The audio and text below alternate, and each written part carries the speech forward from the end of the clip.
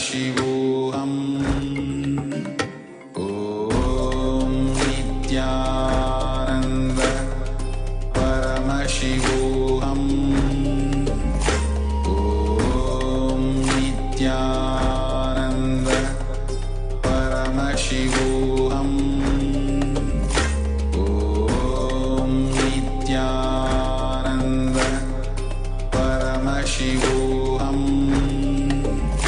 Om Nithyananda Paramashivam. Om Nithyananda Paramashivam. Om Nithyananda Paramashivam. Om Nithyananda Paramashivam. Om Nithyananda Paramashivam. Om Nithyananda Paramashivam. Om Nithyananda Paramashivam. Om Nithyananda Paramashivam. Om Nithyananda Paramashivam. Om Nithyananda Paramashivam. Om Nithyananda Paramashivam. Om Nithyananda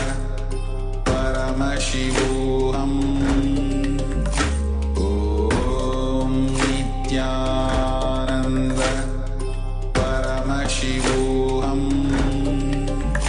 Om Nithyananda Paramashivam. Om Nithyananda Paramashivam. Om Nithyananda Paramashivam. Om Nithyananda Paramashivam. Om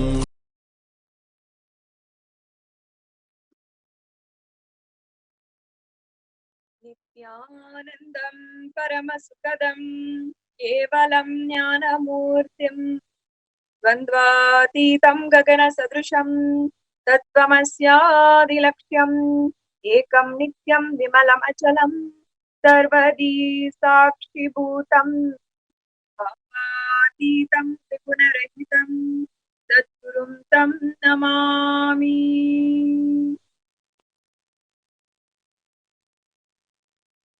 Nithyanandam,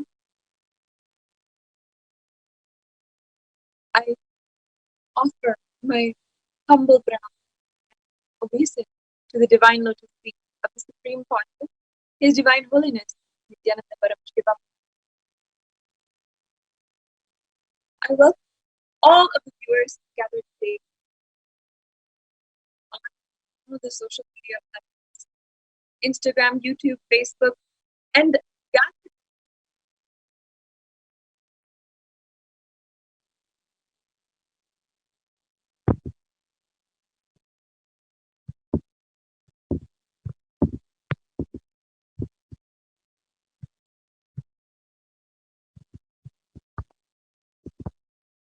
Om Nithyananda Paramashivam.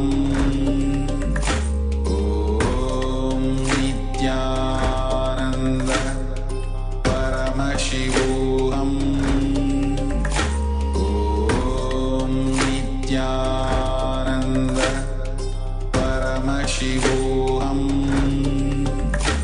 Om Nithyananda Paramashivam.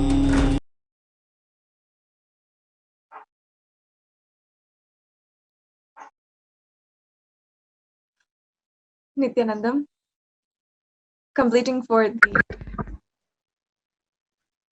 audio glitch.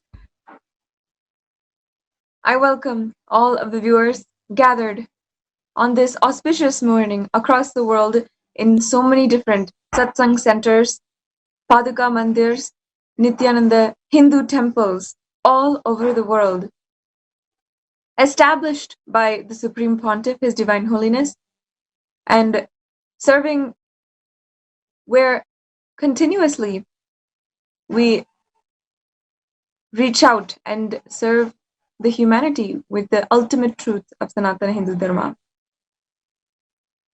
No matter where you are, if you are in the Western time zone or Eastern time zone, whether you are getting up in the morning or getting ready to go to bed and rest for the day, this is the time that a natural alarm comes in all of us, and it calls us to log in to Satsang and await the divine darshan of Paramashiva and soak in the revelations of Paramashiva from Sri Kailasa. This is the time when so many millions of people across the world log in and are able to excitedly watch the greatest happening on planet Earth. And for so many, it is such a auspicious, celebratory time. Just being able to have the darshan of His Divine Holiness as the embodiment of Paramashiva himself, enjoy him and literally soak in his words and what he is teaching for the day. For so many, this part of the day is such a vital part of their lives, changing how we live every single day. I encourage all of the viewers, whoever is watching, to share and spread the message of Kailasa. Take 2 minutes now, share this on social media platforms with your friends, family, whom you care about, whom you think should understand higher spiritual truths and ultimately understand their true potential of being in oneness with Paramashiva. Let us just hear the gist from yesterday's satsang and remember what His Divine Holiness had addressed yesterday and in the last few days for the satsang. Nithyanandam, yesterday on the occasion of fifth day of Chittirai Brahmotsavam, the Supreme Pontiff of the only Hindu nation, Sri Kailasa, His Divine Holiness, Sri Nithyananda Paramashivam, has blessed all of us to manifest Paramashiva, Paramashiva's Shakti, Paramashiva's powers. As well, yesterday is the day of coronation. Swamiji had coronated as Madurai Shamala Pita's head. Today we will see what are all the contributions Swamiji had done when Swamiji has been coronated, and the humongous work which had happened in Madurai Shamala Pita, and how the localites have been how they got enriched by Swamiji being there, and the humongous work like Annadan and the whole temples, how the whole temples have been enriched, and the complete work and the amount of the hard work which had put in Madurai Shamalapita to revive its roots. So today we will see the entire presentation of how Swamiji has become the head of Madurai Shamalapita and the humongous work which had happened in Madurai. Yes.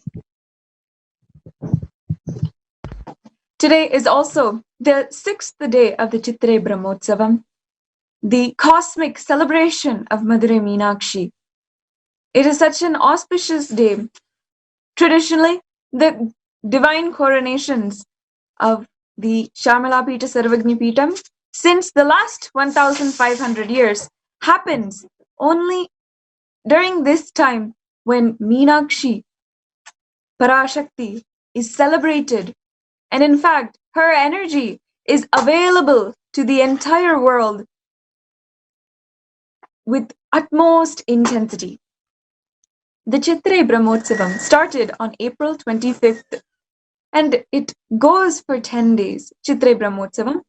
In the Hindu festivals in Hinduism, Brahmotsavam is a 10-day period, sometimes 21-day period.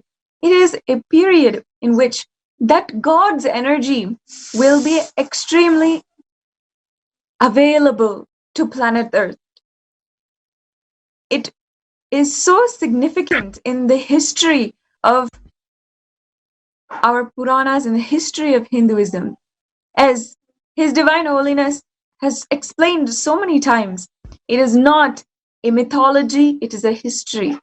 The entire happening of Madurai Meenakshi and the Digvijayam, which she did, conquering of all the 8 directions, the Meenakshi Tirukalyanam, which happened, every single thing happened around this time. And she, at this time, happened on planet Earth, had attained the mukti by when she saw the first time.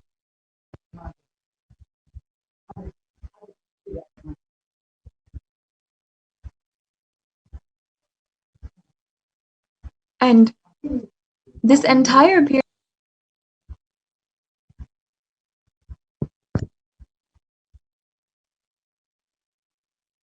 completing with all the viewers for the technical audio issues. It is during this time that we celebrated the happening of Madurai Meenakshi Parashakti. In a few days, the Digvijayam will be celebrated in temples across India, in Hindu temples all over the world. We showcase the Hindu history, what has happened, and we revel and worship, revere the divine force which had done this Leela and had ultimately executed the Leela in order to teach us all, in order to become more available for all of us, and for all of us to also experience that same oneness which they exemplified, which they were paragons for. So during this time, during the Chitrai Brahmotsavam, Madurai Meenakshi first happens as a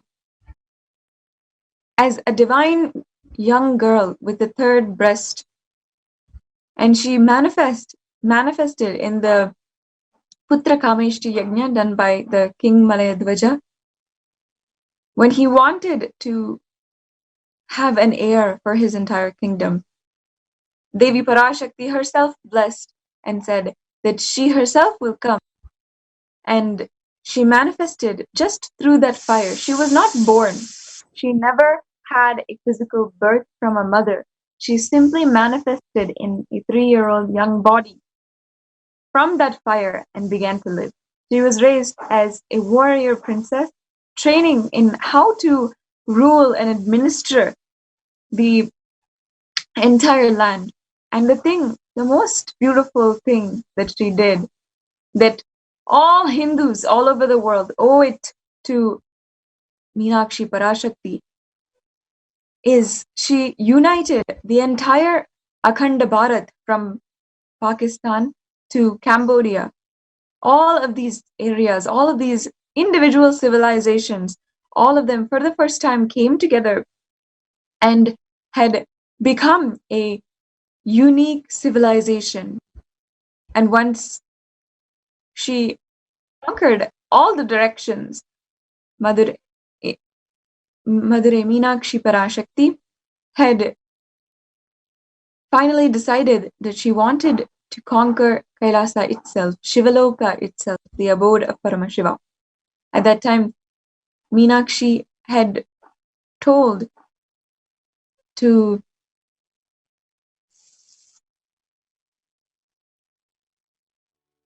Meenakshi had then defeated all of the Shivas and then defeated the vehicle of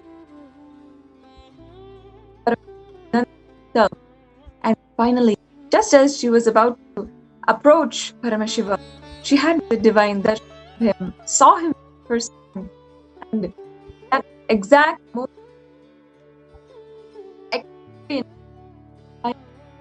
enlightenment, oneness with Paramashiva, and the third breast, which had always been her entire life.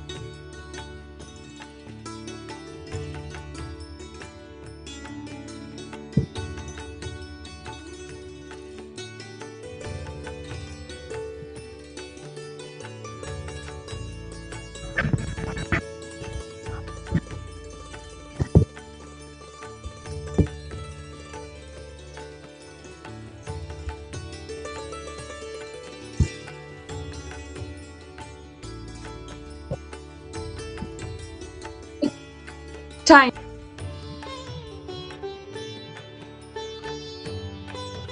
Of the entire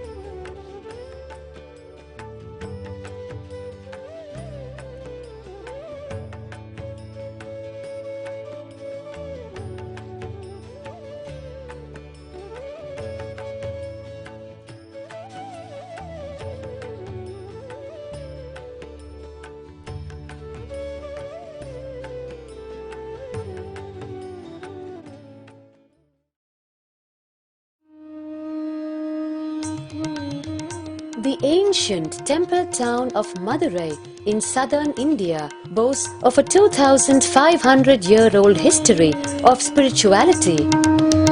Historians trace Madurai's existence back to the 3rd century BC, making it one of the oldest continuously inhabited cities of the world. Legend says that Madurai was established by the cosmic mother herself, who incarnated as Princess Meenakshi, daughter of the pious king Malayadwaja Pandian.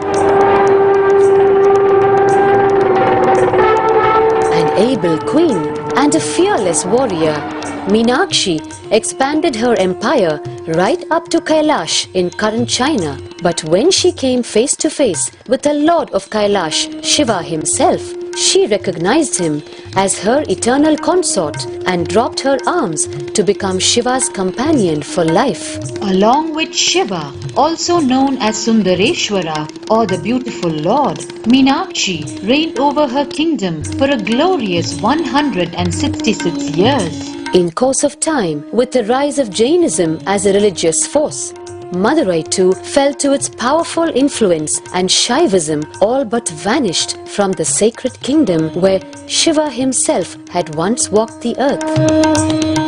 The renaissance of Shaivism in Madurai was the sacred task of a child incarnation, Tirunjana Sambandar, one of the 4 visionary saints of Shaiva Siddhanta tradition.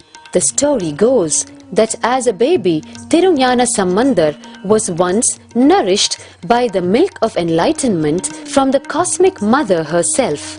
This child prodigy arrived in Madurai to effortlessly defeat the learned Jain monks with his wisdom, healing powers and spiritual prowess, and restored Madurai to her beloved religion, Shaivism, by reviving the ancient Madurai Adinam and the Meenakshi temple, which had fallen to desolate ruin. Madurai Adinam is today the world's oldest living Hindu organization, with a recorded history alone spanning a glorious 1,500 years and an unbroken lineage of illustrious pontiffs to this very day. Over the centuries, Madurai Adinam has been patronized by the likes of Tipu Sultan, Robert Nobili and the poet saint Vallalar. The pontiff of the Madurai Adinam is known by the title Guru Mahasannidhanam and inherits the responsibility of carrying forward the traditions of Tirunjana Sambandar's sacred work.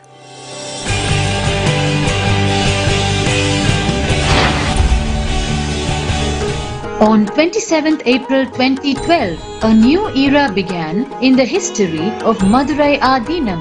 The 292nd Pontiff, Srila Sri Arunagirinatha Jnana Sambandha Desika Paramacharya Swamigal, guided by intuition and inducement by Lord Shiva, coronated a charismatic young saint as the 293rd Pontiff of the Madurai Adinam. An accomplished yogi, a pragmatic social visionary, and an adept in mystical sciences, His Holiness Paramahamsa Nithyananda is revered as a divine incarnation by millions worldwide. Within weeks of his ascent to the sacred throne, he brought about sweeping changes to the Adinam, including the renovation of the ancient monastery, Annadan, free food for thousands every day, free medical camps, yoga classes, scriptural study, spiritual healing and meditation programs.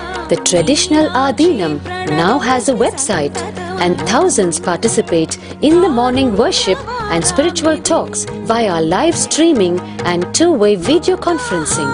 Vast properties belonging to the Adinam are being reclaimed from illegal encroachment. Its numerous temples are being restored to sanctity, and the neighboring villages are being adopted, with basic amenities, education and medical care being provided for all. His Holiness dreams of an authentic Vedic Renaissance for which India has already waited too long. Here, I take the commitment of making Madurai Adinam as an international religious organization.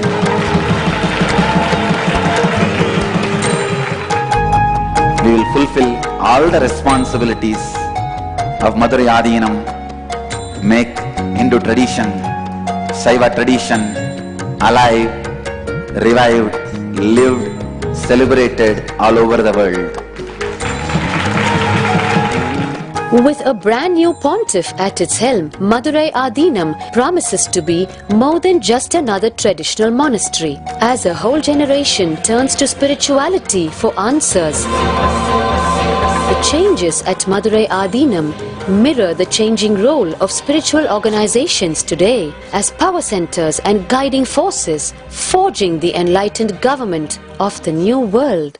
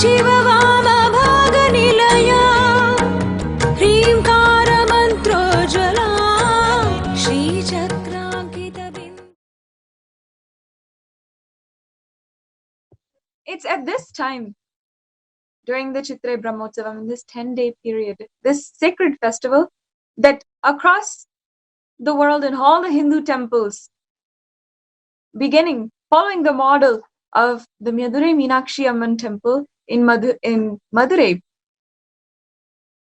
so many temples are worshipping Meenakshi every day. In fact, during the Satsang, His Divine Holiness first offers his reverence and worship to the Madurai Meenakshi deity, offered the Alankaram, and we first offered the puja to Madurai Meenakshi, that the deity which is there in the Nithyanandeshwara Paramashiva Devalaya and continuously being worshipped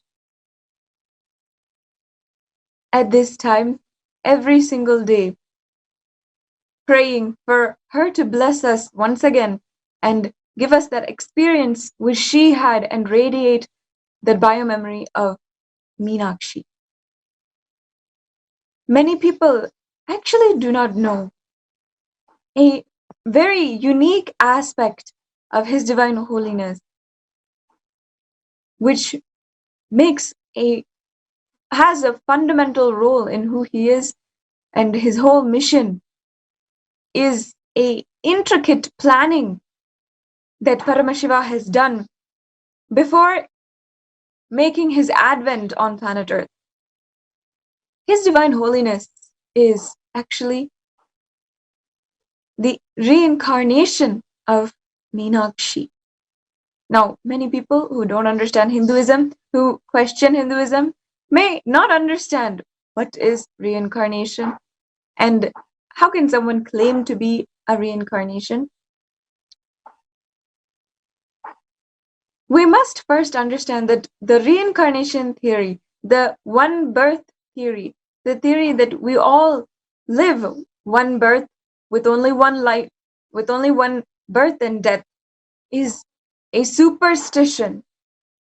It is a completely immature understanding.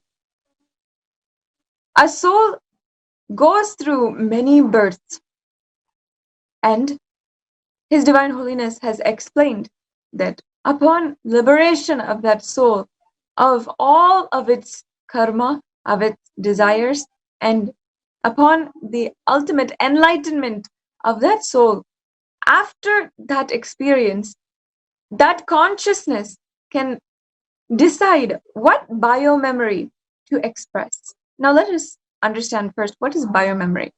All of us have biomemory. All of us have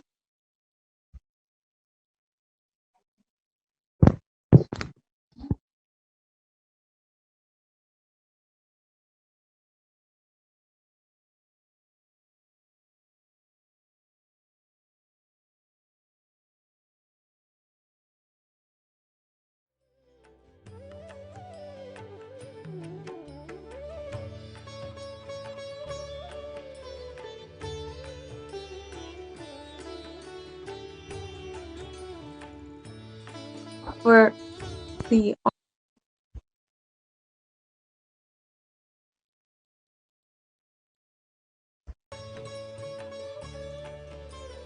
Meenakshi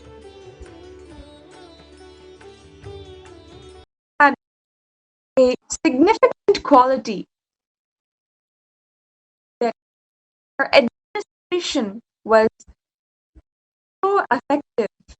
Understand, for the first time, the enlightened civilization had at a new scale, grander scale, been all conducted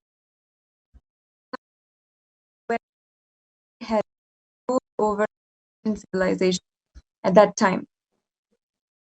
A Hindu nation was in all of its glory under Meenakshi. This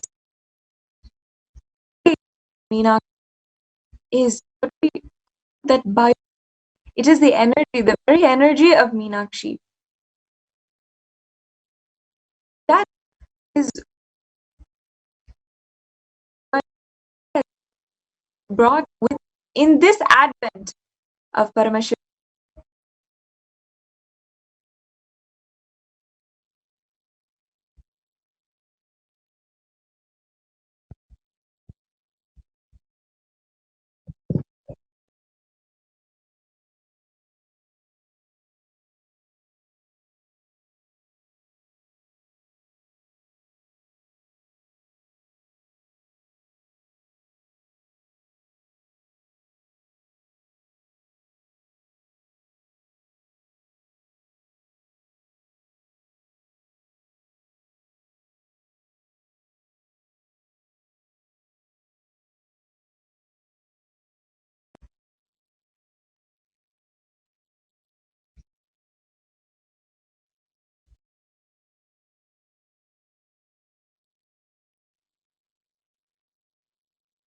It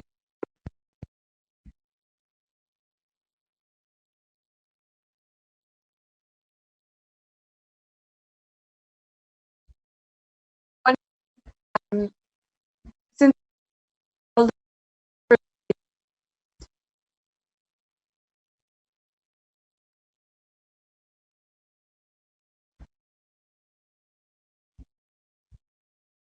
Divine has explained biomemory, how he is biomemory, and how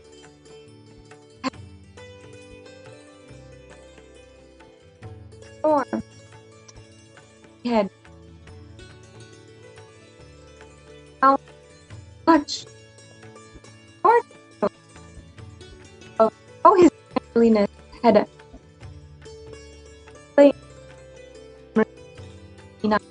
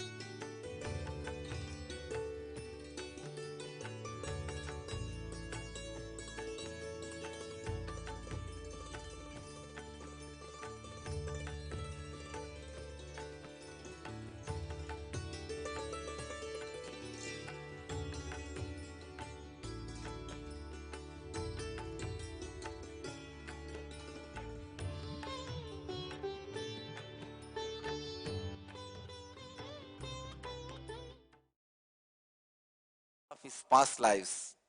Can you tell us something more about your own past lives? Let me explain very clearly what I mean by my past lives. Understand? I have brought certain biomemory to do the mission, what I want to do. And I have also programmed these biomemories automatically replace themselves, replenish themselves based on the need of the humanity. See, the purpose is to share enlightenment with the world. So what is the mental setup of human being? What kind of strategy I need to have to share this experience? So that kind of a human, that kind of a biomemory needed to be created in this body from whoever I have taken biomemory. All of them are my past lives. I have taken certain biomemory from Arunagiri Yogeshwara. I can say Arunagiri Yogeshwara forms the base material. My body language and verbal language. If Arunagiri Yogeshwara has spoken English, he will exactly speak the way I am speaking. And he is speaking. The body language and verbal language, that's the base material. That is from Arunagiri Yogeshwara. Next, the administration.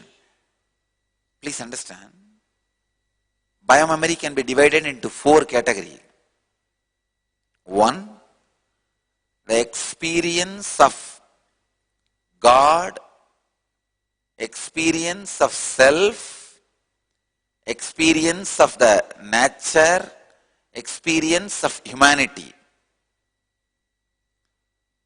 All my way of relating with humanity, that biomemory, I got it from Meenakshi. The whole administration, the way I handle people, the way I train people, the way I elevate people is from Meenakshi. My concepts about human society is from Meenakshi. My responses towards the human society, I started doing 2000 years before.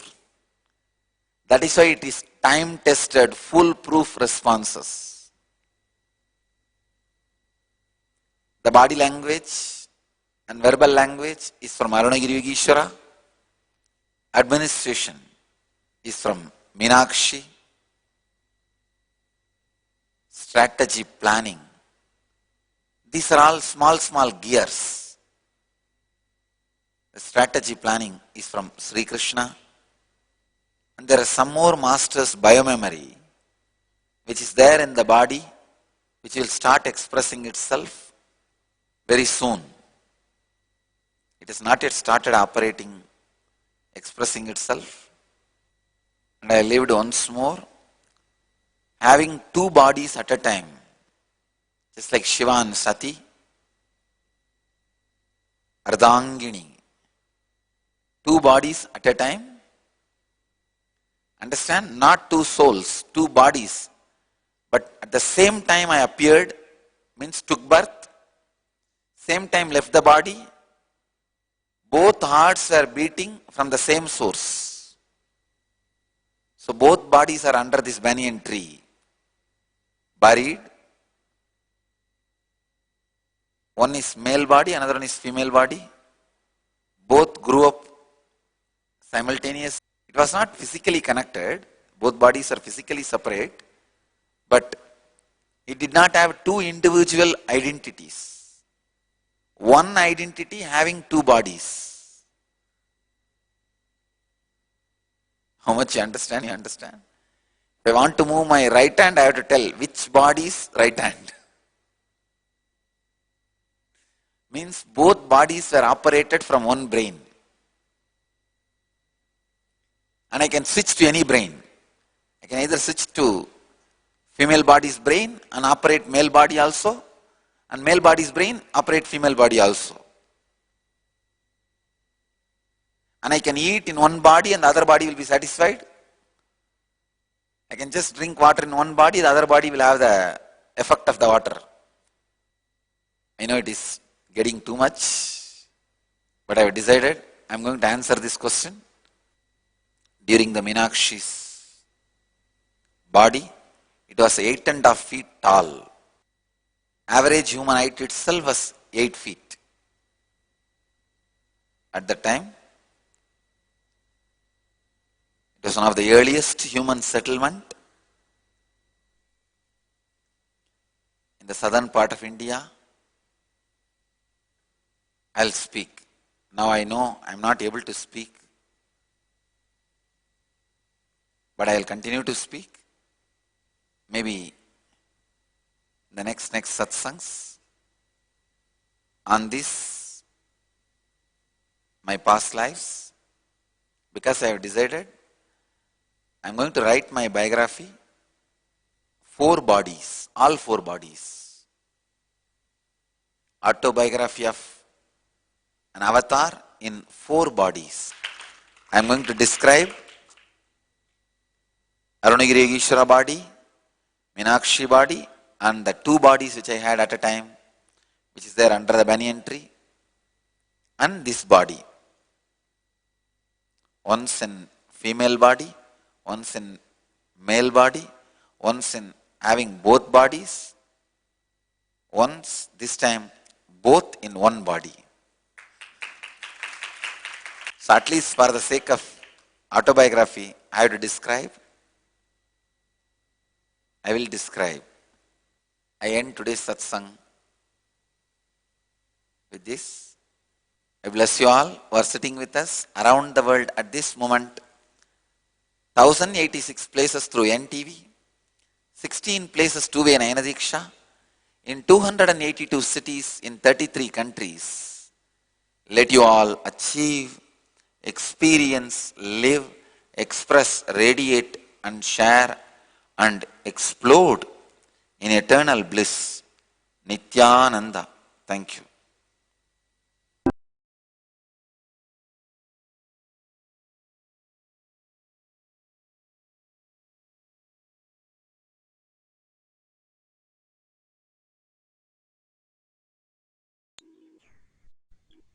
नित्यानन्दं परमसुखदं केवलं ज्ञानमूर्तिं द्वन्द्वातीतं गगनसदृशं तत्त्वमस्यादिलक्ष्यम् एकं नित्यं विमलमचलं सर्वदी साक्षिभूतं भावातीतं त्रिगुणरहितं सद्गुरुं तं Namami.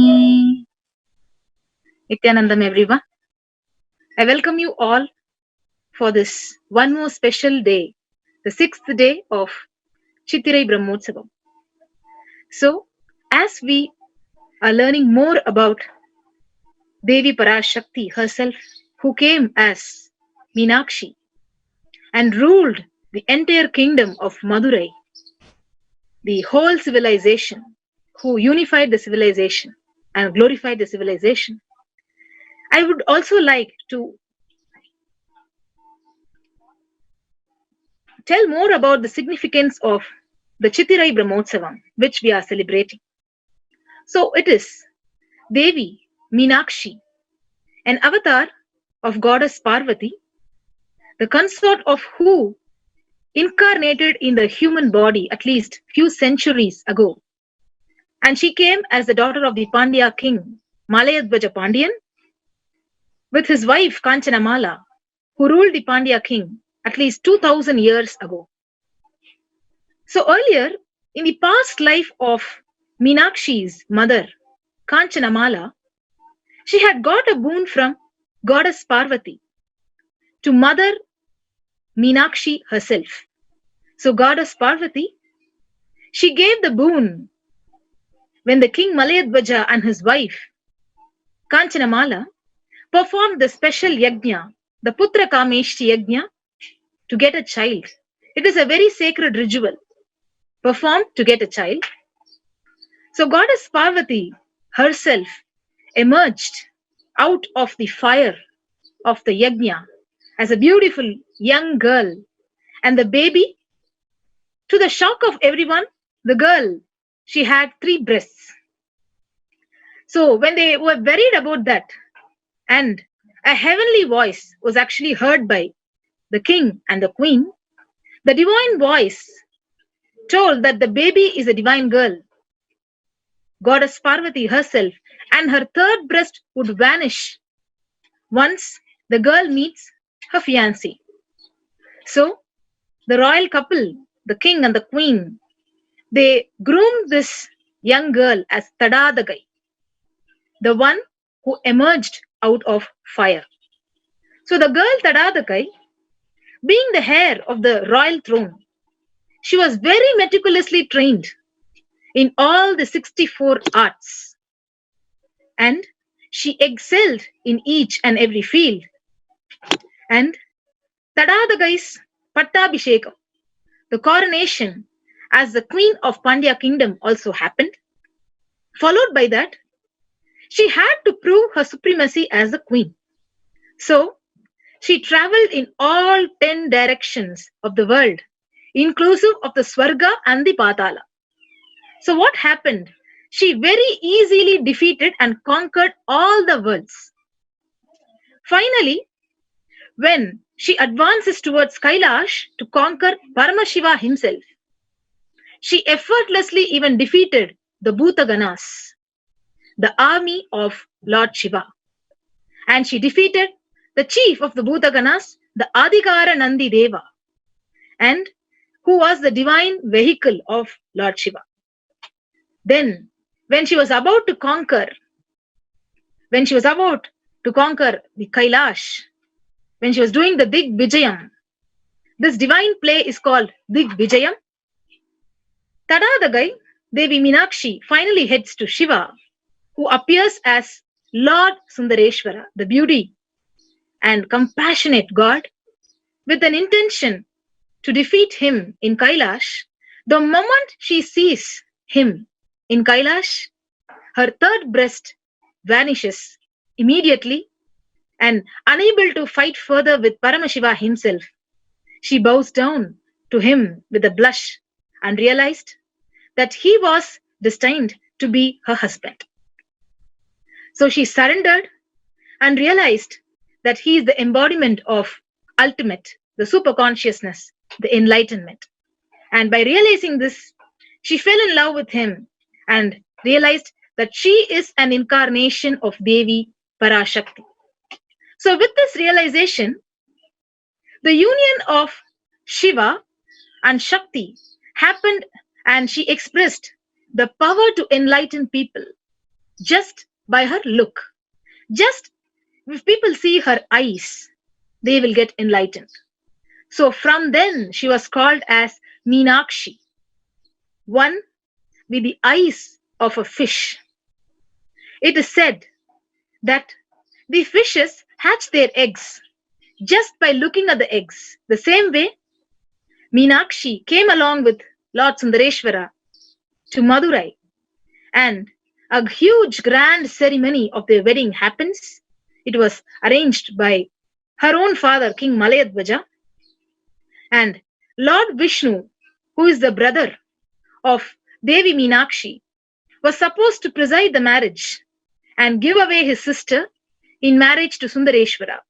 But unfortunately, Lord Vishnu from Vaikunta, he could not make to the marriage, and so the incarnation of Perumal from the suburbs of Madurai presided over the wedding and gave her away in marriage to Lord Shiva himself. So this is the historical story. And this marriage was actually attended by all the divine celestial beings, and this wedding ceremony became one of the rarest and most important events of the whole cosmos, and it is called as Meenakshi Tirukkalyanam. So it is the expression of the highest principle of union of Shiva and Shakti. So when Lord Vishnu, when he was coming to Madurai, he heard the news that the marriage of Meenakshi and Sundareshwara was over, and so he started returning back to Vaikunta. So on his way back to Vaikunta, he entered the river Vaigai, which flows in the city of Madurai, to liberate a frog and bestowed enlightenment on it. So after their marriage, Meenakshi and Sundareshwara came around the cosmos in a divine chariot to bless all the beings of the cosmos, and Meenakshi being the embodiment of excellence and perfection, she awakens the consciousness, the leadership consciousness, and bestows enlightenment in all the beings. So every year, cosmos celebrates again and again this grand celestial wedding of Meenakshi, Devi Meenakshi and Sundareshwara. And this grand event is celebrated as the Chittirai Brahmotsavam. So the Brahmotsavam is named after this month, Tamil month, Chittirai, and it coincides with the Brahmotsavam happening in the Madurai Meenakshi temple.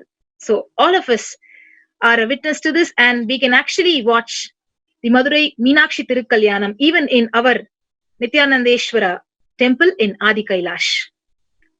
So now, as Bhagavan was speaking about the bio-memory of him as Meenakshi, and he incarnated again in this body.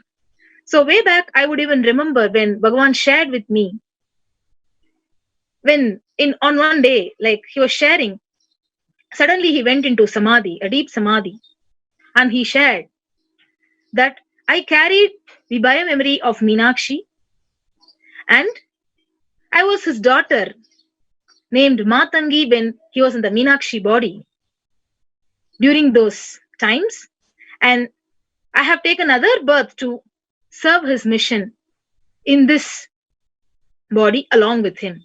So when I went back, when Swamiji Bhagavan revealed this Akashic records to me, I again went back, and when we referred the Akashic records, it was completely confirmed that I was associated with him in the past life, and I came back again to be with Bhagavan to save this mission and spread this Hinduism across the world. So today, I would like to tell more about Bhagavan's contribution in reviving the Shyamala Pita Sarvajna Pita. So yesterday was his grand coronation as the 293rd Pontiff Guru Mahasannidhanam of Madurai Adinam. So as the Pontiff of Madurai Adinam, Bhagavan amazingly did a huge contribution. So as you see the slides which are being projected, the Shyamala Pita Sarvajna Pitam was founded by Paramashiva and Parashakti, and it was revived by Jnana Sambandar, and again it's been revived by Bhagavan Sri Nithyananda Paramashiva. So we are going to be now watching the Guru lineage. As you're seeing the pictures, you can see Devi Meenakshi, the very shrine of Devi Meenakshi in the Madurai Meenakshi temple, and Lord Sundareshwara. Both of them founded the Shyamala Pita Sarvajna Pitam, and it was revived by Tirujnana Sambandar. And we can see the Guru lineage, how Bhagavan gives ultimate respect and honors and reveres the Gurus.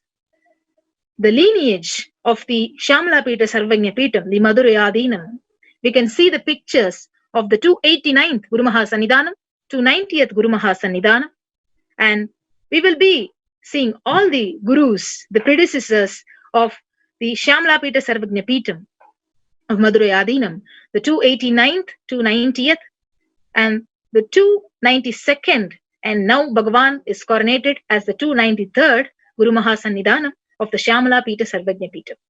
So till date, whenever Bhagavan shares about these gurus, his guru lineage, he literally has tears and the compassion that these gurus showed on him.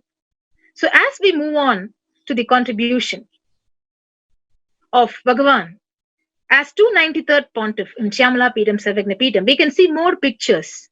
So we will be projecting more pictures. So this is the picture which shows Bhagavan being coronated as the 293rd Pontiff on April 29th, 2012 by 292nd Pontiff of the Guru of the Madhurayadina. So he's been given the crown and the staff of Meenakshi to take over the responsibilities as Madhurayadina. As we move on, we can see this coronation happened both in Madurai and in Adi Kailash. The first photo you saw was in Adi Kailash, and this photo which is currently projected is in Madurai, where in Madhurayadinam Bhagavan was coronated and he was given the sacred crown and Meenakshi's flag, the staff. So this is the Guru lineage which we are watching.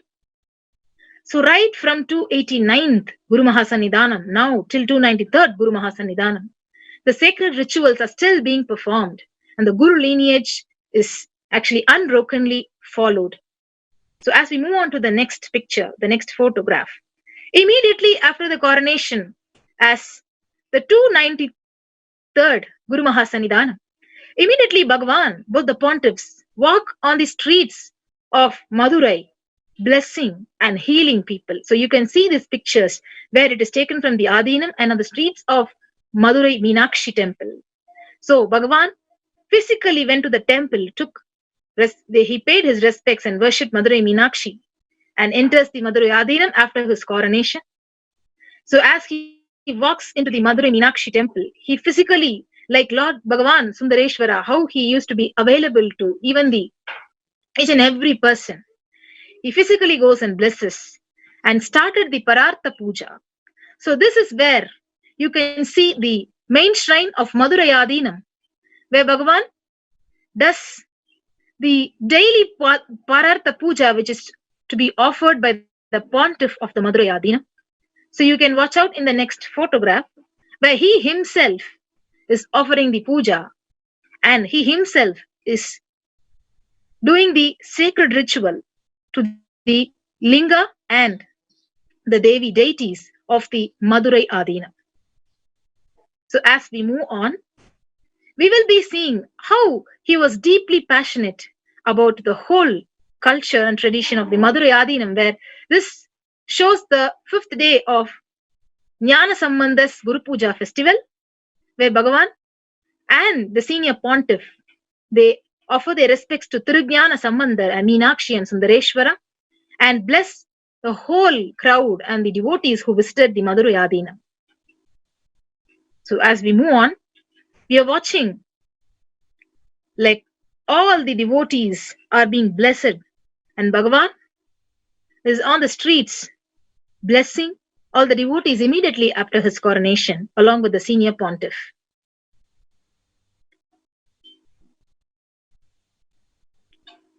So we have a lot of amazing videos where Bhagavan has physically visited the 4 temples of Madurai Adinam, the Kachanam, the Pannaga Parameshwara temple and the Alagar temple. So he has visited all these temples physically and he has inspired his volunteers and devotees and disciples to renovate all the temples associated with Madurai Adinam right after his coronation. So you can see all these pictures where he himself got down to physically clean all these temples and the Madurai Adinam Mutt itself. So we will be watching a short clip where Bhagavan visited the temple with the senior pontiff and inspiring the devotees and disciples to renovate the whole campus, the whole temple, to revive Hinduism and enrich the people in and around Madurai Adinam. So let us watch the clip.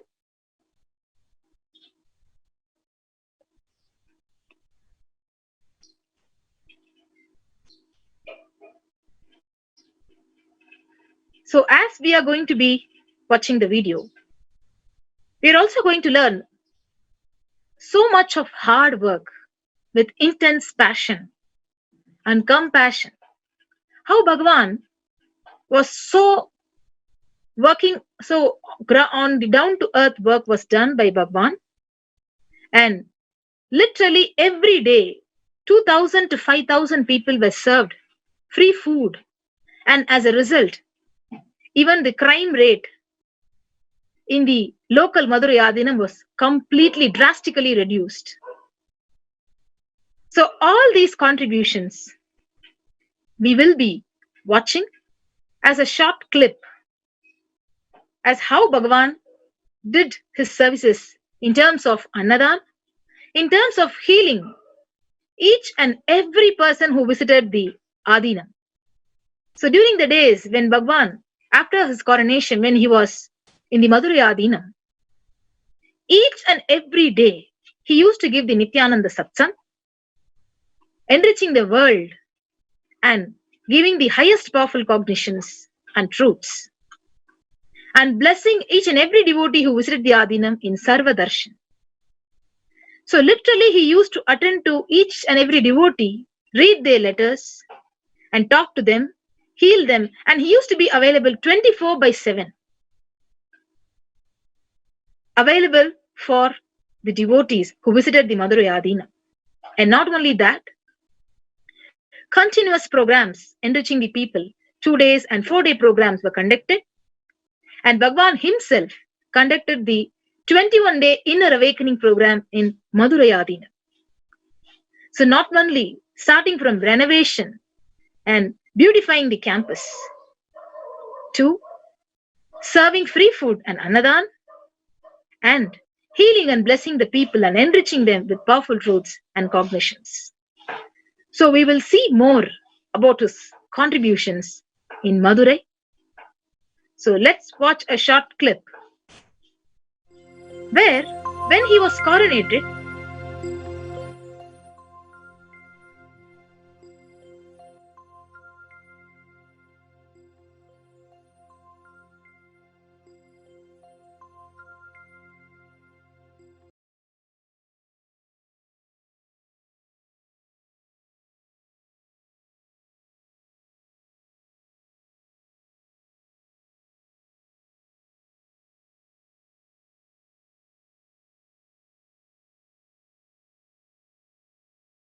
yes. So actually, when Bhagavan was coronated as the 293rd Pontiff, Guru Mahasannidhanam of Madurai Adinam, before his coronation, I would very clearly remember the senior Pontiff, the current Pontiff of Madurai Adinam, the 292nd Pontiff. He had told that Paramashiva himself and Devi Meenakshi himself came in his dream and told that Bhagavan Sri Nithyananda Paramashivam is going to be his successor and reviver of the Shyamala Pita Sarvajna Pita.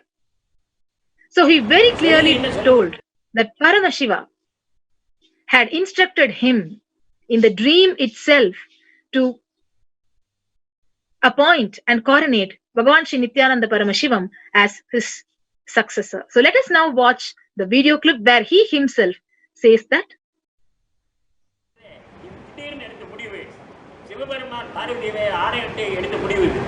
இதில் நான் தெரிவிக்கிறதுக்கோ consult பண்ணுறதுக்கு நேரம் கிடையாது.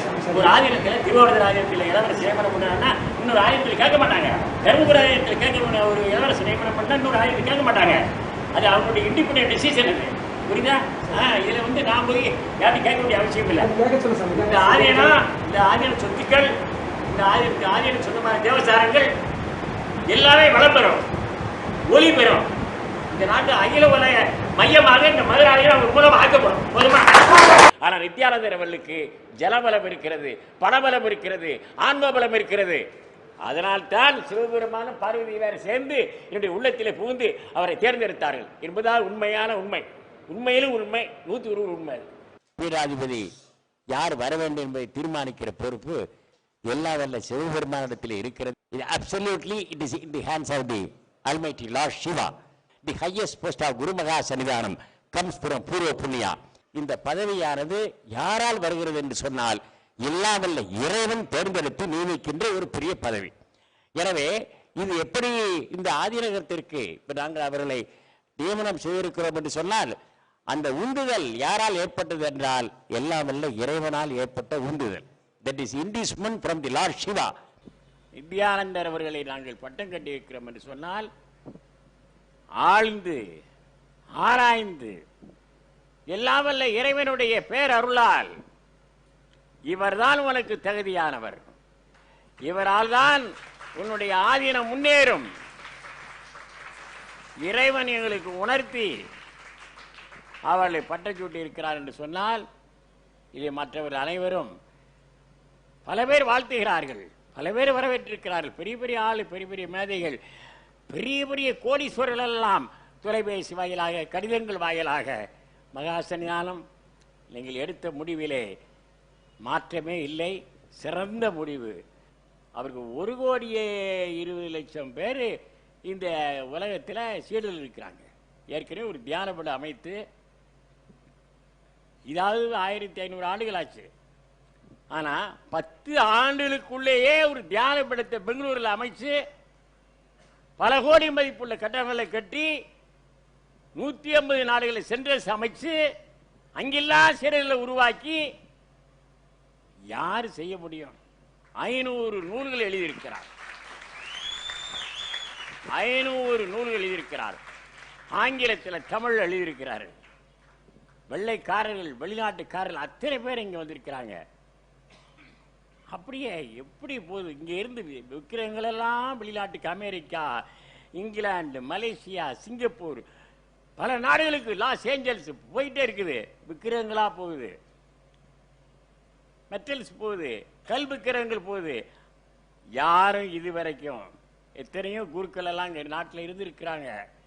ஆனால் யாரும் வெளிநாட்டில் போய் கோயில் அமைக்கவே இல்லை நித்யானந்தரை தவிர. திருஞான சம்பந்த பெருமான், a greatest healer in this world is Saint Tirunjana Sambandha. Likewise, our Nithyananda is also greatest healer.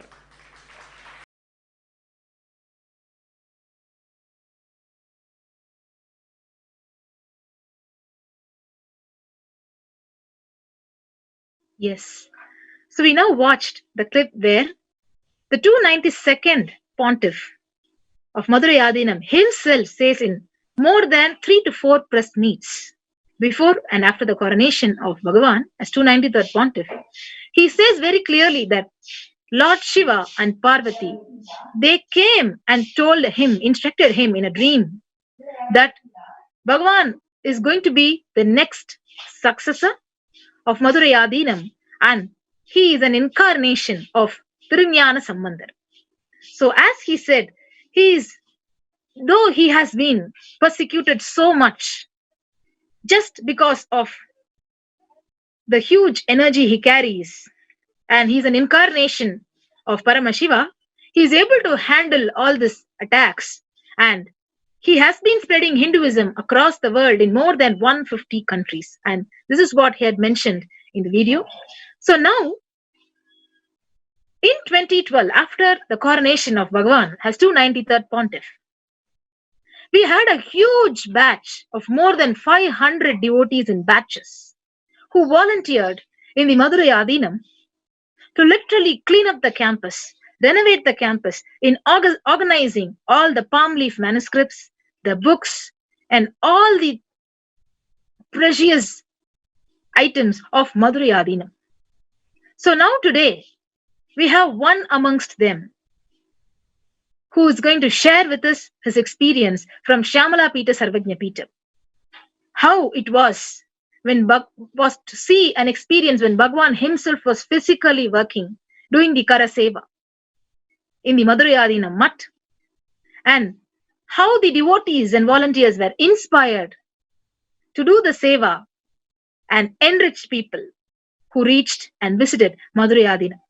So now I invite Sri Nithya Pranananda Swami and our beloved devotee Dr. Rajapandiyan Ayya to lead on and share their experiences of Bhagavan himself doing the services and sevas and inspiring them in Shyamala Pita Sarvanya Pita. So now we'll move on to more sharings about the contributions and how Bhagavan was literally brutally persecuted in Madurai Adinam just for the contributions he had done in Madurai Adinam. So I would invite Pranananda Swami and Rajapandi Naya to take on. Nithyananda. Nithyanandam, we welcome you all to this wonderful session of Chitrai Brahmotsava. The festival is happening in our Shyamala Pita Sarvanya Peetam. On this occasion, Swamiji, actually every day he is gracing us in our Shyamala Pita Sarvanya Peetam and give blessings to each and every one of us. And thus, every day we are all actually blessed to have this blessing during this Chitrai Brahmotsava. On this very day, actually 8 years before, Swamiji has been coronated as 293rd Guru Mahasannidhanam on 2012, that is April 29th. During that time, we all, actually the sannyasis and disciples were there along with Bhagavan Sri Nithyananda Paramashivam, and there are n number of volunteers were there on that occasion to be with Bhagavan, to contribute more and more in Madurai Adinam. Among that, one of our volunteer and ordained devotee of Swamiji is Rajapandi Ayya, Nithyanandam. Ayya, he is an Ayurvedic doctor by profession, and he contributed a lot to our Swamiji and our Sangha by being as a volunteer at Madurai Adinam. I request you to share your experience on those days, actually how we were with Bhagavan Sri Nithyananda Paramashiva, and then a beautiful contribution in our Madurai. Please share your experience. So just it's days just 8 years before Swamiji came, because I'm very close to Madurai. It's my place name called Revered. So it's very near to Madurai. Always, so very close. So every day I used to come to Madurai Adinam, and I was doing my volunteer work. So Swamiji is called internationally, come and do the services. Immediately, all over the world, the people are came and we washed out. We are completely cleaned the Madurai Adinam and given painting and decorating and all the things. After that, Swamiji simply told to give Yanapal how the yes, as you said, actually Swamiji first mission actually he gave to renovate our Madurai Adinam temple. He himself came and then started all the cleaning activities in our Madurai Adinam, and started from cleaning each and every place and also painting those places to have a Kumbhabhishekam in our Madurai Adinam temple. So he inspired a lot. All our devotees were gathered there, and among all of us, actually you all witnessed that Swamiji also personally involved in the cleaning activities. And we enjoyed so much Swamiji. And just because each and everything we are seeing as the whole Madurai Adinam we see as a body embodiment of Paramashiva and Meenakshi. Yes, we are there and cleaning all the things, and Swamiji is with us. And we after all the cleaning, the Swamiji started one by one things. He started the Jnana part. How the Trilyana Sambandha is got milk from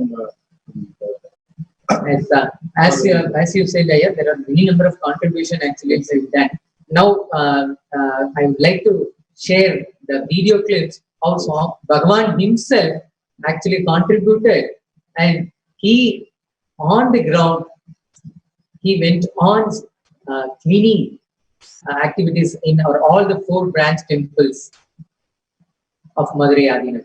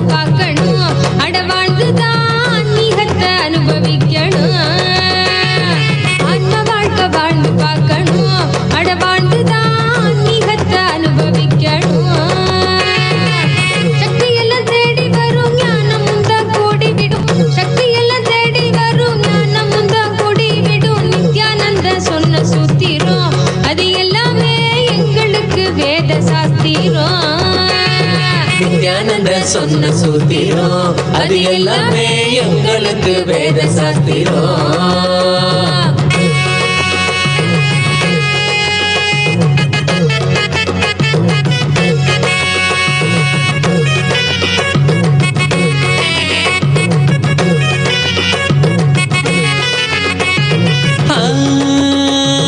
பக்தியுடன் பாடிடும் பிரார்த்தனையும் சோஸ்திரம் நித்யனவன் காலடியில் கொண்டு நம்ம சேர்த்திடும் பக்தியுடன் பாடிடும் பிரார்த்தனையும் சோத்திரம் நித்யனவன் காலடியில் கொண்டு நம்ம சேர்த்திடும் செய்யும் அந்த தியானம் அது சித்தம் தெளிவாக்கிடும் சித்தம் தெளிவாக அது தெய்வீகத்தை கூட்டிடும் செய்யும் அந்த தியானம் அது சித்தம் தெளிவாக்கிடும் சித்தம் தெளிவாக அது தெய்வீகத்தை கூட்டிடும் சக்தி எல்லாம் தேடி வரும் ஞானமும் தான் கூடிவிடும் சக்தி எல்லாம் தேடி வரும் ஞானமும் தான் கூடிவிடும் நித்யானந்தன் சொன்ன சூத்திரம் அது எல்லாமே எங்களுக்கு வேத சாஸ்திரம் நித்யானந்த சொன்ன சூத்திரம் அது எல்லாமே எங்களுக்கு வேத சாஸ்திரம்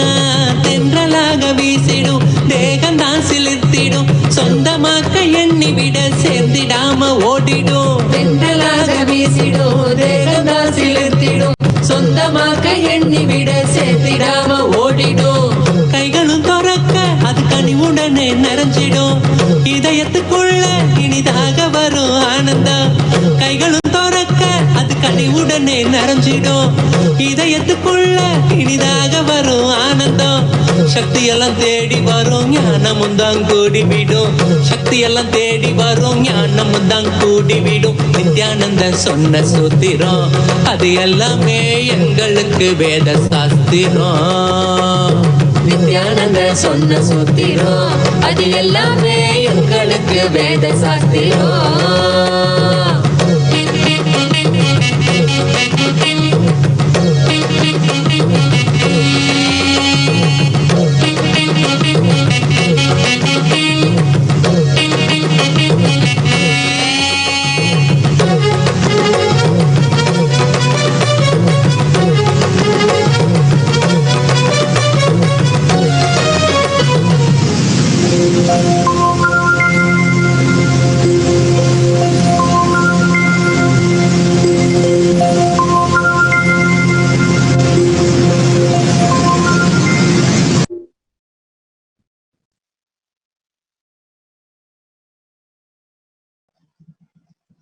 Nithyananda. Yes, you were talking about the contribution. What are all the things Swamiji contributed in our Madurai Adinam along with our team of volunteers and our devotees? So you can start sharing. The next, after cleaning, we started with Nadapa and free food, morning breakfast and lunch, and free medical camp we were conducting.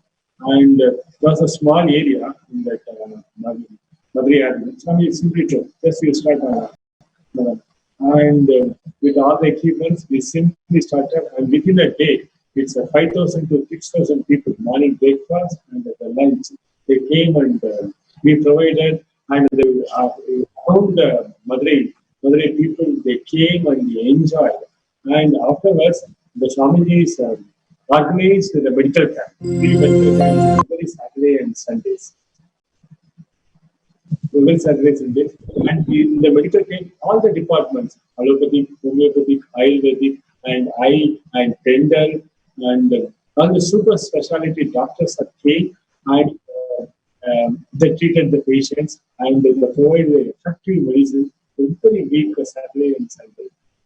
And the food, literally, I enjoy. And the morning I used to come and when I entered the kitchen and cutting all the vegetables and cooking and serving and cleaning the vessels and honoring the people on the queues, and 5,000 to 6,000 people with a small area and small equipment. We started giving Annadanam Swamiji. And even there is one, remember, there is like how we are in the modern Coca-Cola, like the sandwiches, that we fill that milk, and every people will come and drink that Jnana. It was a great tradition. Madurai Adinam followed, and again the Swamis re-established. Then, and after that, every day morning, the Swamiji gives darshan and healing and life satsang.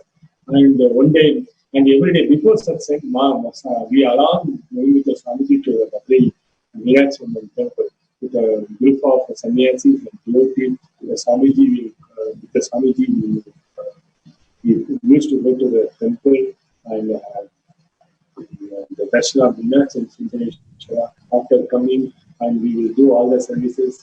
Swamiji used to do the satsang and healing and darshan. Swamiji. Yes, Aya. As you said, every day Swamiji used to come and grace us with delivering satsang every day. There are so many number of individuals actually gathered, and they are all actually individually getting blessings and healing from Swamiji directly.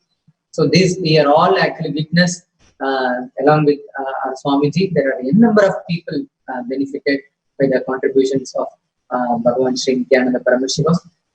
Contribution which follows, like as you said, started every day Annadan, serving more than 2,000 people in our Madurai Adinam, and every weekend used to have free medical camp, multi-speciality medical, all the branches, even allopathic, Ayurvedic, homeopathic, and even the specialized doctors came and treated the patient, and given the medical medicines, and all the lab equipments were came, and investigation were done. Yes. So all the devotees, doctors, they gathered at the weekend. More than actually thousands of people received free medicines, and then on during that occasion also they had the free Annadan. So this was continuously happening in our Madurai Adinam, and every day Swamiji morning and evening used to give satsang. Followed with that satsang, actually every day so people will be gathering to get blessings from Swamiji as in the Sarvadarshan, and also they will request for healing from Swamiji, like how in those few thousand years before, Thiringana Sambandar used to give healing, and along with that he used to give vibhuti to cure the people. Like that our Swamiji had done the beautiful contribution, that is giving spiritual healing to each and everyone, and many number of people got healed by the grace of Swamiji. I think one more thing I like to explain, because I'm in this space more than 30 years. Right now it's 30 years. I don't know where is the Madurai Adinam. One thing, because I used to come to temple every weekend and go all over the market, but we really don't know where is the Madurai Adinam. Once the Swamiji is coronated as a Madurai Adinam become the international place for Swamiji. And all the activities, Swamiji enter the Madurai Adinam, and just like that, it's like a lotus is blooming, like all the activities, 1,000 activities started. Swamiji is within a week initiated all the activities. Yes. So, and also he took all of us to the 4 branch temples of Madurai Adinam, and then there Swamiji started all the renovation activities in the branch temples. So what is the experience you had in our branch temples? I went Kanjanur temple. I went along with the Swamiji. Even first few devotees went earlier to see the situation in Kanjanur. And after we entered at I think 5 o'clock, 6 o'clock, early morning we entered the Kanjanur to see the situation, because we got there are the anti-Hindu elements, and trying to we got news the anti-Hindu element trying to attack Swamiji, and Swamiji deserted. So we enter that area early morning and seeing all the circumstance and the scenario and the environment, and we found it is not good. It's not conductivity, not good environment. But even though Swamiji came and we started the continual temple cleaning and that. But in the afternoon time, the group of people just shouted and running towards the devotees, and the Swamiji was in office, in the temple office, and giving all the details of the temple and how to clean, what are the next steps. Swamiji is created. We will start Annadana, we will start the schools here, we will start the hospitals here, and how to make the temple more public friendly. Like all the things explaining. Immediately the mob, anti-Hindu element entered the temple office and trying to attack, a killing attack towards the Swamiji and all the devotees. All the sannyasis and devotees covered that and closed that office door and the protector, the protection. And it was continued to 2 to 3 years. They throwing the stones and beating, and 2 or 3 devotees were severely injured. And the situation was not proper, and it was settled after the 2 to 3 hours after. Then we all entered our facto and came back to Madurai. And because everywhere Swamiji is going and cleaning the thing, and he tried to, he's giving, if he explained the people, he will give all the facilities, hospitals, schools, and Annadana, everything. But the people, the anti-Hindu elements, not allowing. And even in Madurai, during the first week, Swamiji is clearly telling over that Adina, we give that a super multi-speciality hospital, which will come. And we have the, I think, 1,000-bedded hospital we will construct here as an international standard. And every day Annada and the Gurukul. And, what are the things needed for the spiritual experience for the Madurai people, and Swamiji is ready to do. He announced openly in this facility. But the anti-Hindu elements, they are not at all allowed. Even during the Swamiji was present in the Madurai Adinam, and he is trying to give the contributions, but every day that the anti-Hindu elements are attacking. But with the Swamiji, and we are there, and with the Swamiji power, we are never mind that attacks and because it's so much of attack. And but we are not mind, and every day our routine we follow from. And they are one area, they will shouting that area, shouting the outside. But inside we sit and we do our work very sincerely, and we do the Annadana and mental camp, healing, whatever the daily routine we used to do very properly. Yes, even though in spite of all these brutal attacks on our Swamiji, to stop the contribution, that is service activity in Madurai Adinam, Swamiji never stopped even a day, and he continuously actually contribute from his side, and also all our devotees actually were gathered, and we are all into the full speed of doing what are all the services that we can able to do. So as you said, actually in Madurai Adinam, that the continual visit, I also been there along with our volunteers and devotees, and it was planned big attack on our Swamiji's life. Actually, that incident happened actually the day before our 2 Swamis and Sannyasis were there in the continual temple and taking care of all the renovation activities as ordained by our Swamiji. And the group of anti-Hindu elements, along with the rowdies and gundas, they barged into our place and they stepped into the campus actually where our sannyasis stayed, and they beaten our sannyasis, and then they broke all the items, actually the equipments they had, like even the vehicle, with which actually our sannyasis were used to travel, that vehicle and all, they broke with the big stones and all, and our sannyasis actually very few numbers, 3 or 4 people, they aren't able to even withstand or can tolerate the pain, actually what they cast on them.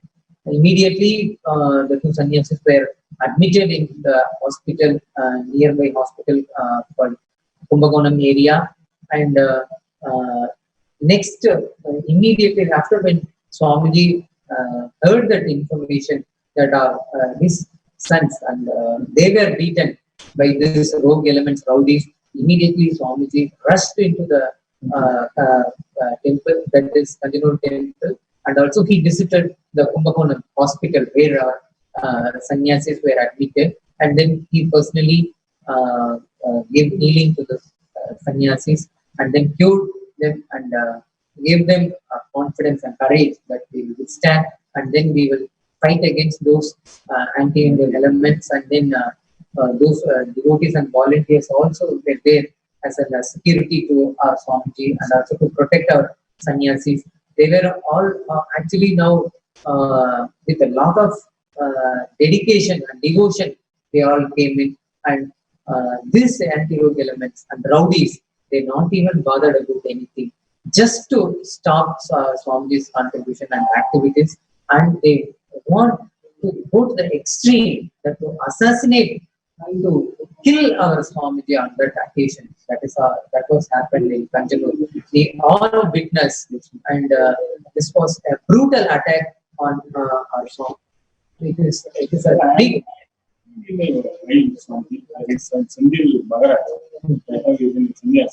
Old man came and Yes. then we are here on the then we just pulled him out. Yes, we are trying to protect them, and then we are not able to do anything actually at that particular time.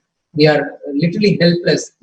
Though actually there are many number of police people were there, but they are not trying to stop actually how the rowdies are attacking on our devotees and volunteers. They are not even stopping that. Simply, sir, they are standing in their own side and witnessing all the events.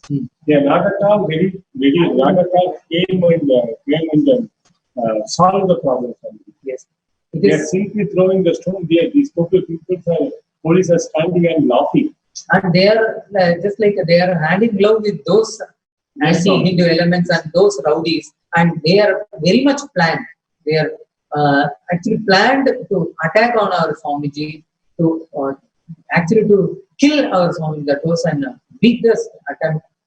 It is Devi Meenakshi and Lord Sundareshwara's grace on that day. Actually, we protect our Swamiji from this big assassination attempt on his life. Actually, I am very much just listening. Up to afternoon, the police forces were standing, and there are a group of 100 anti-Hindu people are standing and shouting continuously. And Swamiji entered the office and doing all the official work. The police are just away the place that all the 200 people are running towards the office. And we are standing around the sannyasis and 40-50 people. They are hitting off and they try to enter that office. Yes. And the police were not there. Before that, they are standing and controlling the mob. And immediately they rise and all the group with equipment, with the weapons, they came and broken the car, their car, and all the windows, and they tried to enter that office room and that. And anyway, by the God grace and Meenakshi, and we say. Yeah, that was a brutal attack on each and every one of our devotees and volunteers gathered there. Though actually the police were there, in spite of the presence of the police, actually the group actually went ahead and attacked on our people, means it is planned conspiracy against our Swamiji. That is like a mob lynching. So usually how they used to project in the media, the people gathered, that just like a public gathered, and then with a lot of violence and anger, they hit on the sadhus, whoever actually came there.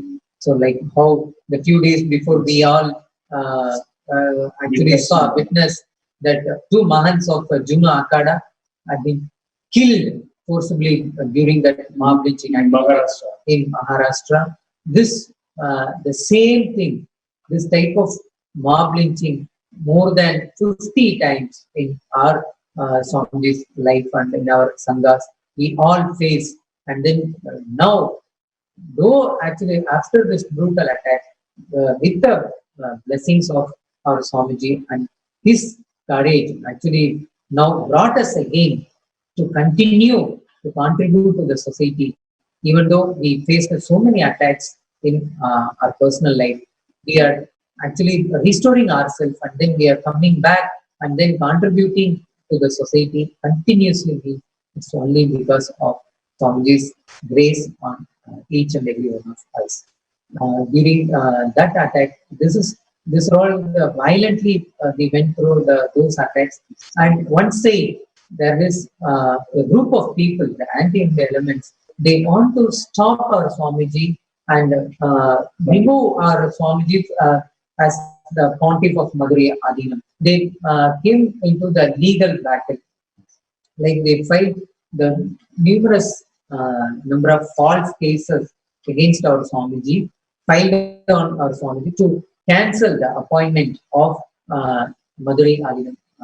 So Swamiji immediately, as we all know that he actually appointed, actually spiritually, all the customs and practice of Madurai Adinam has been followed, and then he ordained as 293rd Guru Mahasannidhanam, and also legally all the appointment documents and everything is legally registered, and with the legal document only he is appointed and coronated as 293rd, that is the successor of Madurai Adinam. So this, all the things we are in our organization, Swamiji used to do according to the legal procedures, everything. Yes. So this appointment of Madurai Adinam also Swamiji did it legally, and in the moment actually this anti-India elements filed a false charge, that is to cancel the appointment of Madurai Adinam, Swamiji actually immediately brought all the documents of the legal documents from which actually Swamiji appointed as 293rd Mahasannidhanam. They fight a lot in the court to prove that Swamiji is legally appointed as a successor. And finally, after all this legal war, more than 30 number of cases have been filed. I can list out the people, those anti-Hindu elements, actually they came into the picture and they want to eliminate our Swamiji. That is their agenda. Why? Because there are many number of people, actually they are all possessing and grabbing the properties of Madurai Adinam. When the Swamiji, after assuming the responsibility of Madurai Adinam, he started actually renovating the temples, and also he started the activities to reclaim the properties and the wealth which was actually allotted to our Madurai Adinam. This actually created an indirect threat to those rowdy elements and to those anti-Hindu elements. They forced and they jumped into the field to stop Swamiji to doing all these activities. For that, they forcefully planned to attack on Swamiji physically. When that fails, actually they went ahead and then they filed the false charges. A number of charges has been filed, and those charges actually Swamiji faced it in the court, and then literally that battle actually Swamiji faced and then finally won. So finally, the court actually gave the order saying that our Swamiji is legally, he is the successor of 292, that is he ordained, 292 ordained our Swamiji as a 293rd Guru Mahasannidhanam, that is legally has been recorded. After that also, this anti-Hindu elements didn't stop from that, because they keep on attacking our Swamiji and they continue to attack and to eliminate our Swamiji. They planned in all the ways. They brought their media power, their rowdyism power, and also they used the political power on top of it. Yeah, money power. And with that, their political power, they forced our Swamiji to eliminate from the Madurai Adinam. So at last, Actually, Madhuriyadinam every day, morning or evening, there are 100 or 200 people standing in front of the Madhuriyadinam. They used to shout, use all the abusive words. Yes, abusive words. Yeah. Even though in that all the attacks, the Swamiji, in the courage, he used a lot of contributions. Under the free Anadalam, Satsang, healing, every day, every weekend at a medical camp, and morning darshan temple, all the routine before any day, it's went from. so it is a Swamiji's sincere hard work, and then it is with a lot of passion. Actually, Swamiji did all the renovation activities in Madurai and also did all the contributions. As you said, so many contributions has been recorded in Madurai also, and even the police officials also gave the report, their investigation report, saying that around the Madurai, after when Swamiji comes and started this service activities, their crime rate itself got reduced. And this personally, the police, when people actually they gave the report, how it happened, it is only just by the contribution of His Divine Holiness to Madurai Adinam, that being in the Shamla Pita Sabanya Pita, he started in a full speed that to all the Madurai people, actually they benefited a lot. So this actually, after seeing all these contributions, actually these anti-Hindu elements, they came into the force and they wanted to stop these activities of Swamiji, and they want to remove Swamiji from the Madurai Adinam. They did all the possible ways, actually whatever they can be able to do. So during those times, during those persecution time, we all there, we faced a lot during those times. And Swamiji, actually with the will persistence, he gave courage to all of us, and then he keep on actually telling us only this thing. That is actually Devi Meenakshi and Lord Sundareshwara is alive, and definitely they will take care of us, and they will protect us, and also they will make all of us to do the same service, what the contribution we did when Shamla Pita Sarvanya Pita, that definitely we will start, we will again, we will bring back that activity. Swamiji is blessed many times, as with the blessings of Swami that came into the through that on 2019, that is on the month of May, again Swami with the blessings of Devi Meenakshi and Lord Sundareshwara, Swamiji got a new land. Just exactly next to our Devi Meenakshi temple, we had a beautiful sacred land. I can say that this the very land now which we are now in Shamla Pita Sarvanya Pitam. This it is graced by Devi Meenakshi. Swamiji saw in the darshan, and then he said, "This is the very place where the few 1,000 years before Devi Meenakshi actually came out of the fire. That she gave the birth, and she yes, during that time actually she started with inaugurating this Shamla Pita Sarvanya Pita, and she ruled the entire Pandya kingdom. Just this has been the very place from where actually Devi Meenakshi started ruling the entire Pandya kingdom. Now Swamiji brought this land to all of us to start and renovate the Shamla Pita Sarvanya Pita, and now we are all blessed. Now during this 1 year now, 2019, we started again the renovation activity of Shamla Pita Sarvanya Pita.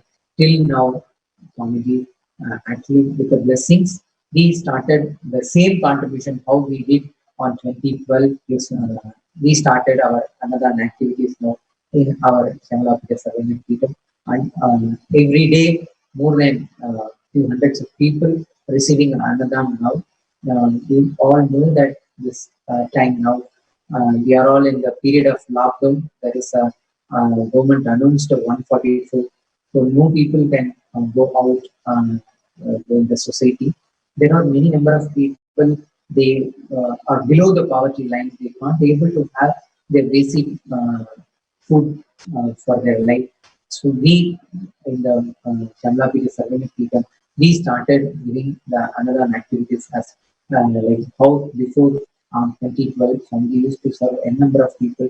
Those are these activities we started now again to deliver activities in Swamiji's mission, and now we just keep on doing. So what you feel about now the service activities in Mathura, Shamla Pita Sarvani Pita, you can see.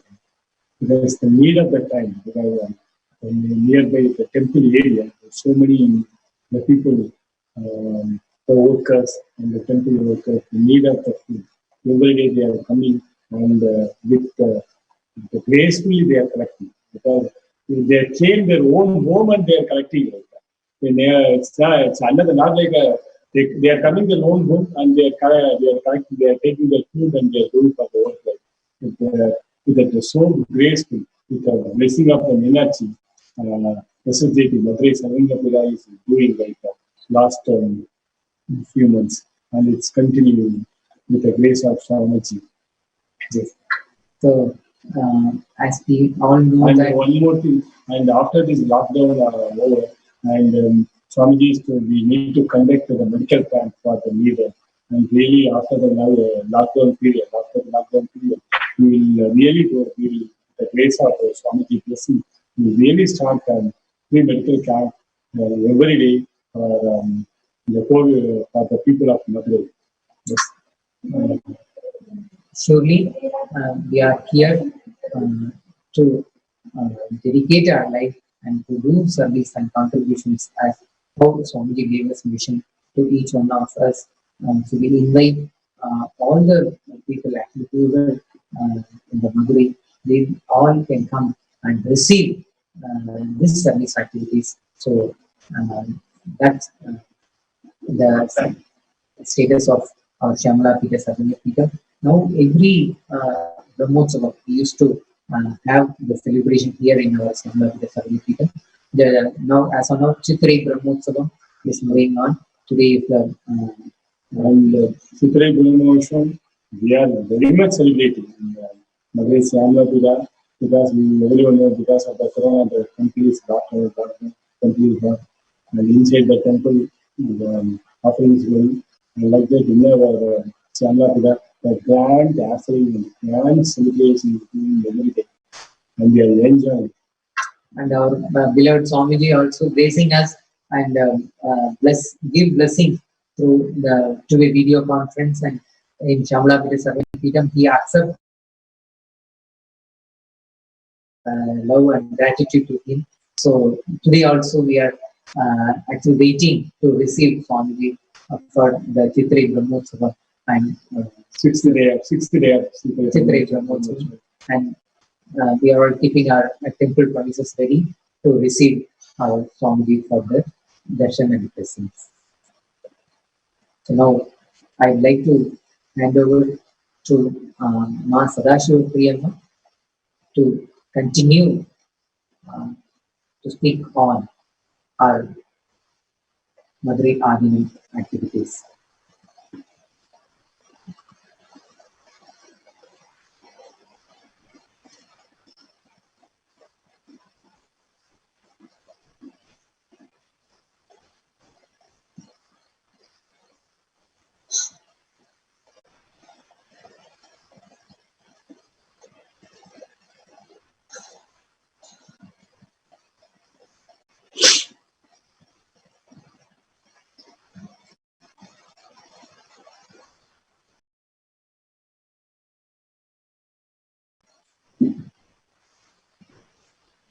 Yes,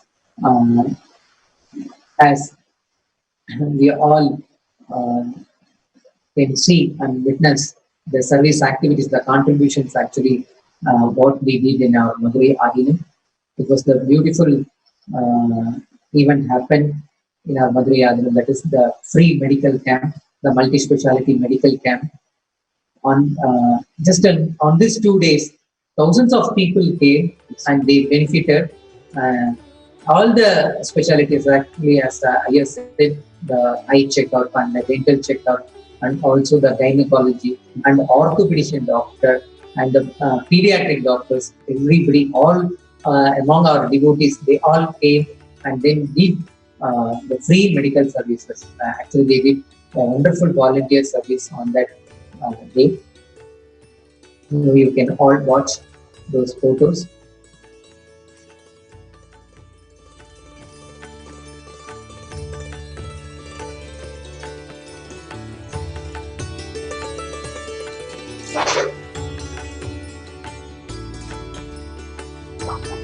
And then you can now see the people who are all gathered. They received one of the contribution from our Swamiji is to delivering the Jnana Pal to each and every one of the people gathered there. It's an enlightened milk, it's a sacred milk. It's the tradition of Madurai Adinam. Whoever comes in, they used to receive the Jnana Pal. 24 into 7. Yeah. Whenever they will come, they can have the Jnana Pal in Madurai Adinam.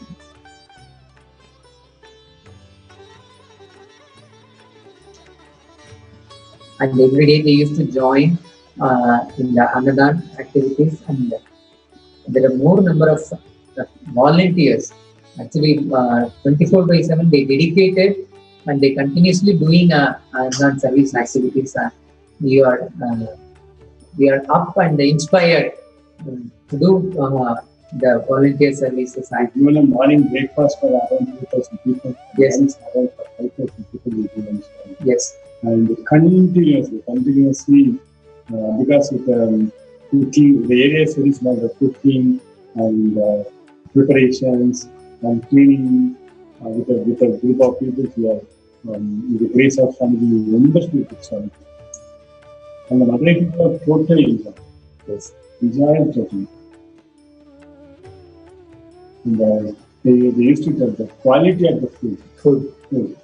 So Swamiji is very, very particular about the quality that he wants us to offer the organic and the sattvic food.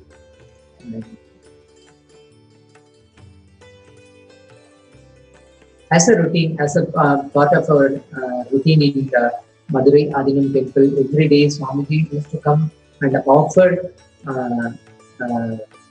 the Parartha Puja, and then he personally worship to our temple, and then he graced us and to give the Satsang.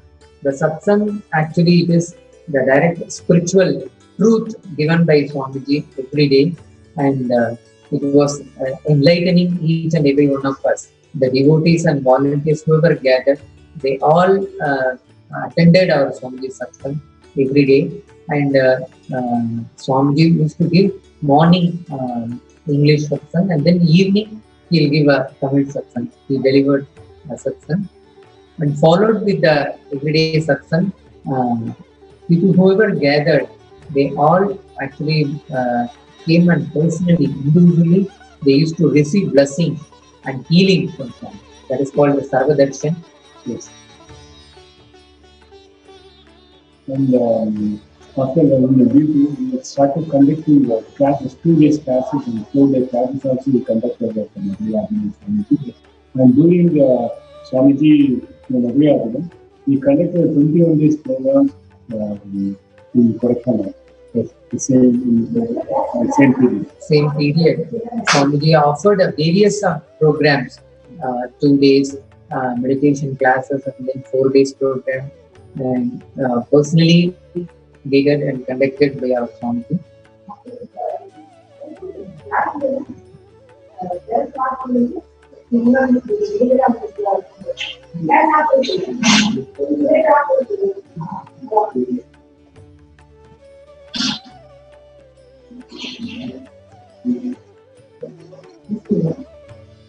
So now,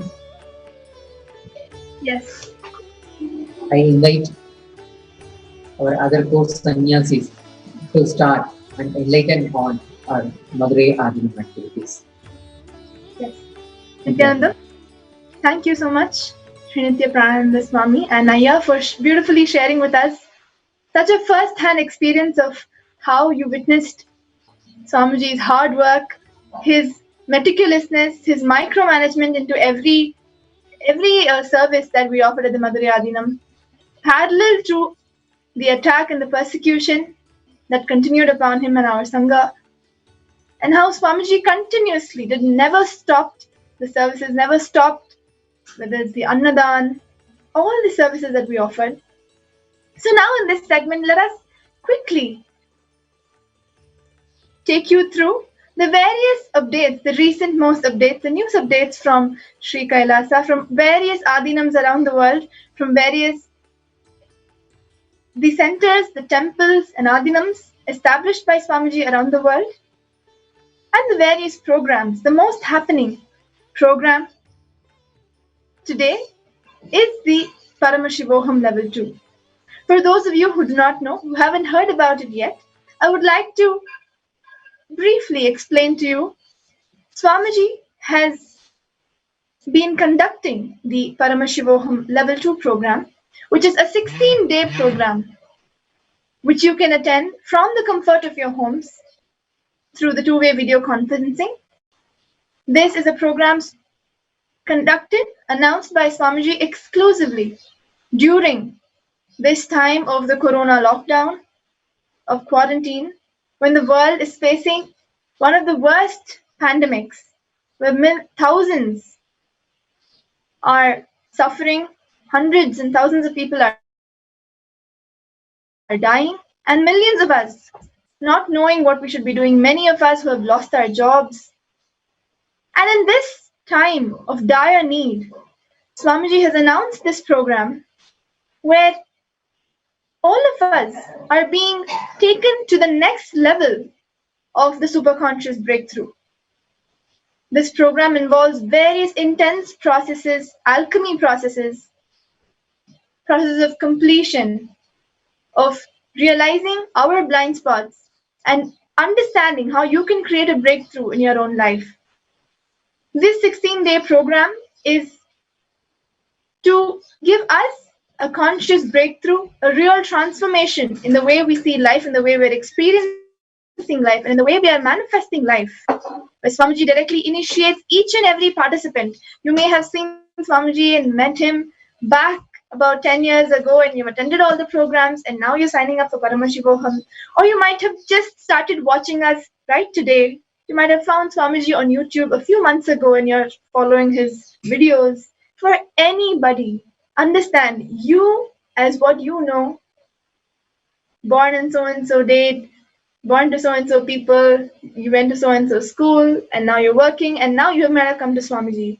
But understand that your being has forever been yearning for this experience of merging with the cosmos, of experiencing that oneness. And hence it does not matter who you are, how long you've been associated with us. If you're watching us now, and if you've come to know about this program, understand it is just the right time for you to start your spiritual journey, for you to give yourself that experience of that superconscious breakthrough. Give yourself the chance. Just say yes, and Swamiji will bless us with that experience.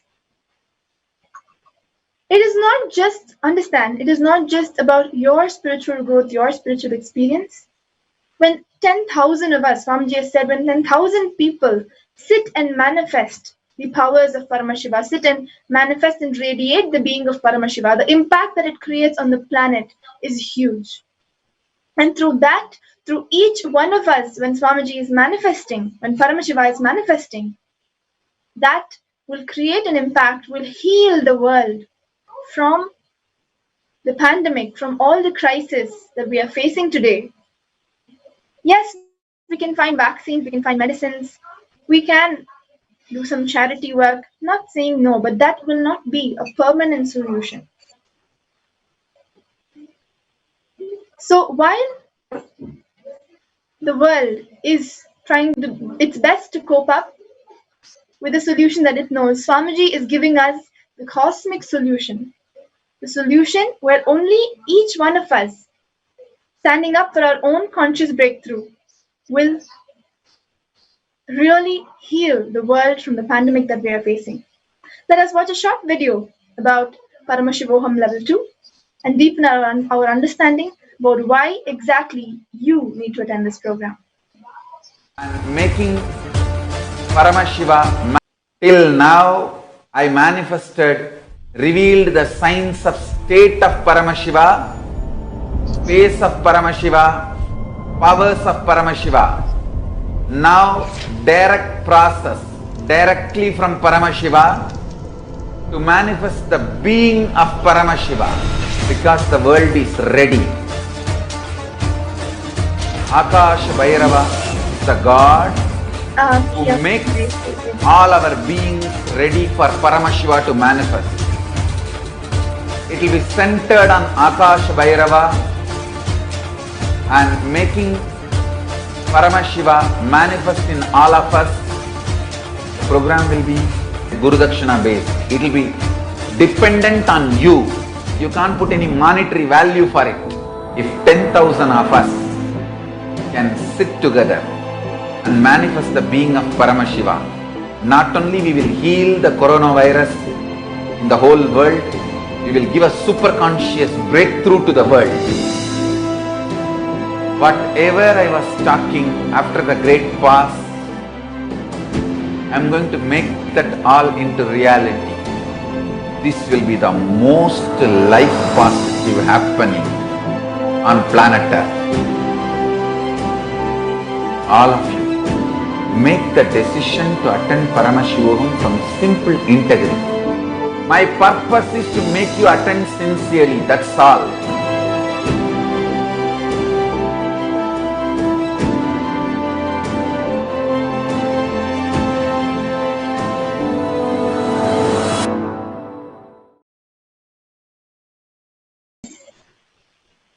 So like we watched how Swamiji explains in his own words, the most life positive happening that the world, this planet is going to experience is the Paramashivoham Level 2 program. Yesterday, the participants were guided through a very, very powerful process of perpetual completion, where these are one of the techniques from the Agamas and from the Vedic scriptures. Every technique, everything that you were taught during the Paramashivam program is the science of the Vedic tradition, the science that is explained in the Vedic scriptures, which is made into a practical, usable technique for you.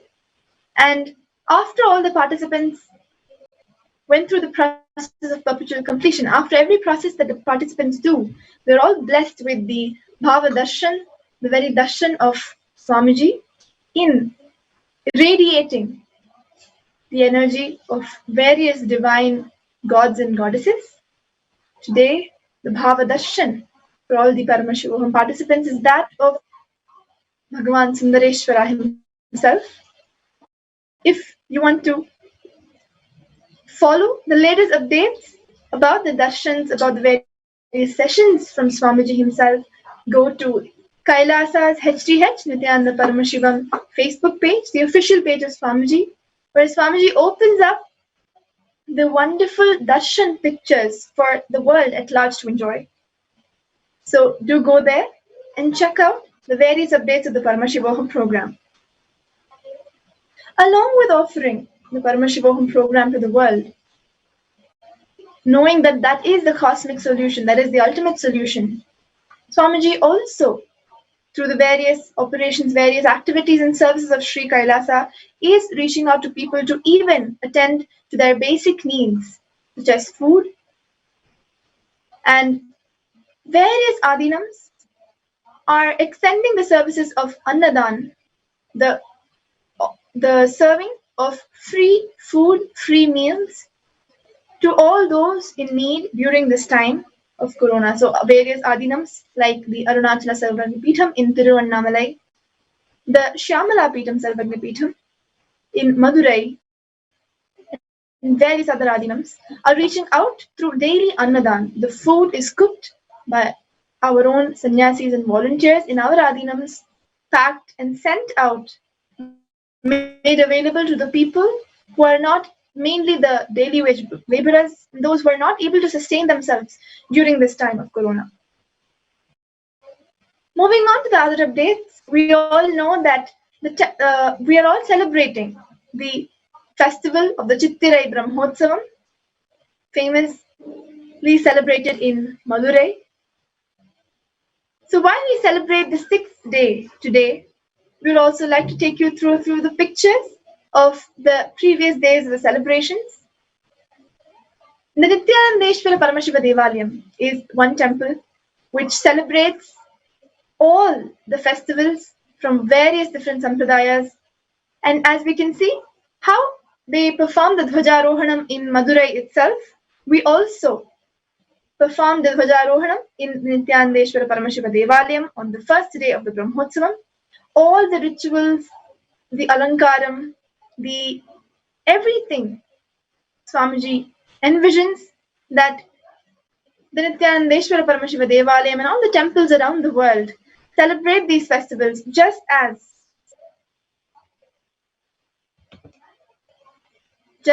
the Madurai temple itself celebrates it. So Dhwajarohanam is the first ritual that marks the beginning of a major festival, marks the beginning of the Brahmotsavam. Dhwaja, which means flag, and Arohana, which is to raise the flag, is the ritual of the Dhwajarohanam. You can see the picture where in our Nithyanandeshwara Paramashiva Devalayam, we are following the Dhwajarohanam. Swamiji is reviving the temple-based lifestyle where everything, all our activities revolves around the temple, and so all the Kailasa Vasis of the Adi Kailasa have gathered to witness the Dhwajarohanam, and followed by that, the various rituals of the Chitturai Brahmotsavam itself, the deity beautifully decorated with all the jewels, all the flowers, mounted on various different vahanams. On each day, we will see the deities are mounted on different vahanams, just as per how the Madurai temple, main Meenakshi Madurai temple itself, celebrates this festival. Vahanam is the divine vehicles that the deity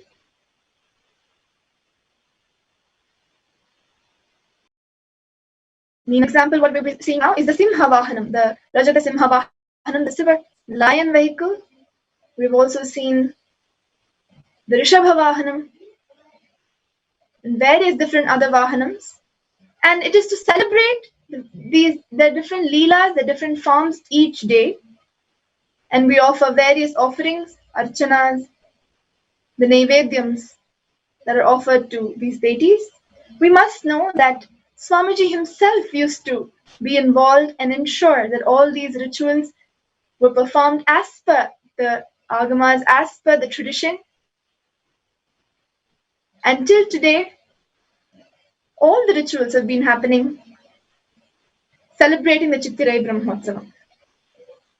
Yes, you can see how beautifully Swamiji himself performing the arati, performing the rituals, getting personally involved, because Swamiji always explains and has multiple times told us the importance of rituals and how connecting to deities, celebrating these festivals, what kind of an impact it can create in us.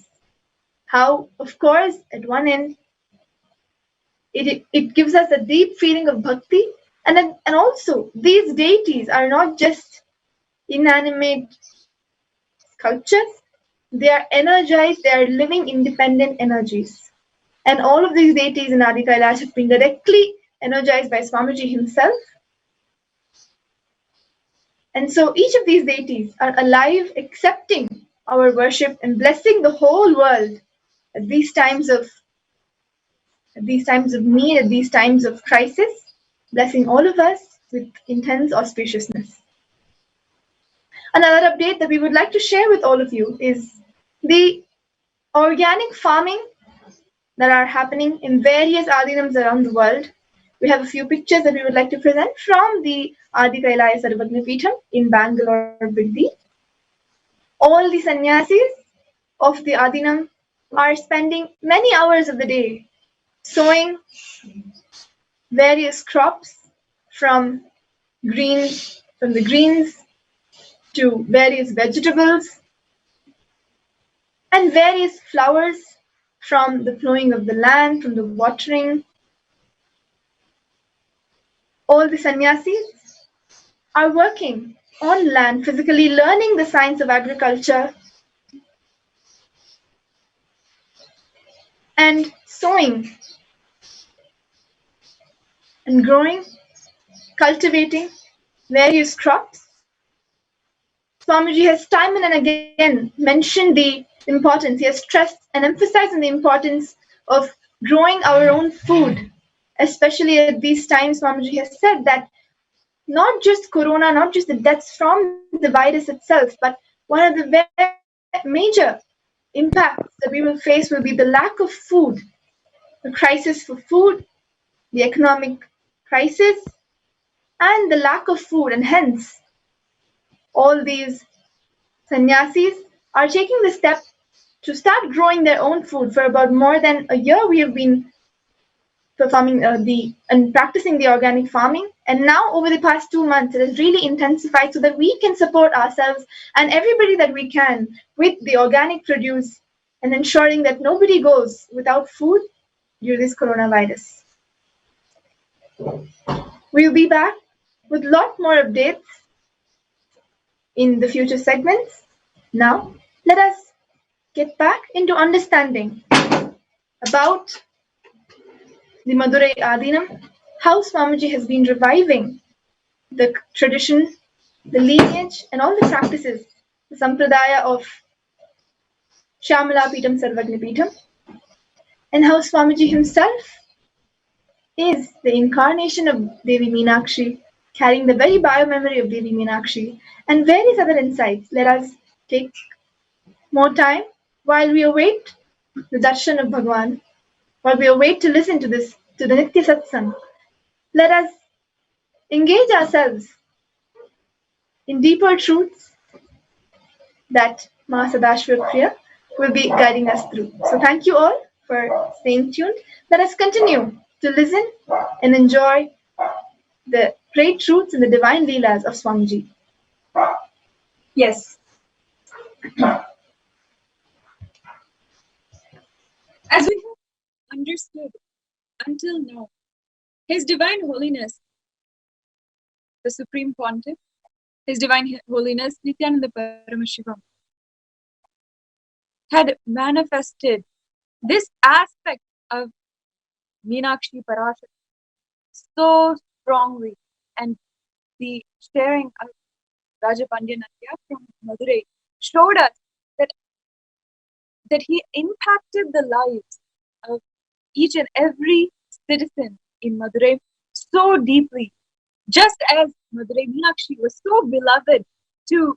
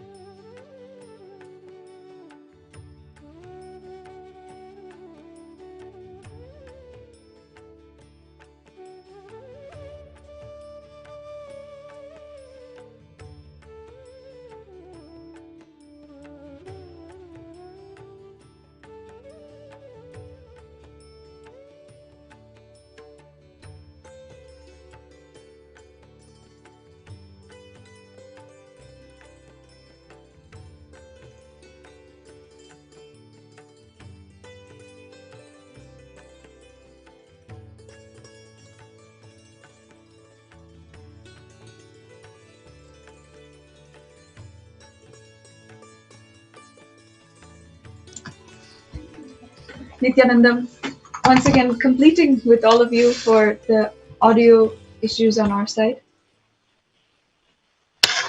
We have seen through the beautiful sharing of Rajapandian Ayya from Madurai how His Divine Holiness had impacted the lives of every citizen. Just as Meenakshi Parashakti was so beloved to the entire civilization, and she had helped them, each one, and she attended them just like a mother. That aspect radiated so much. It was so beautiful to hear from Mahatma Priya Swami how after the coronation of His Divine Holiness as the Guru Mahasannidhanam of Shamala Pita Sarvajna Pitam, people were simply waiting on the streets just to see and receive His Divine Holiness as he walked to the temple, as he was in the temple, and people received his blessings at that time. They saw him literally as their God, their Guru. This is no coincidence. This is no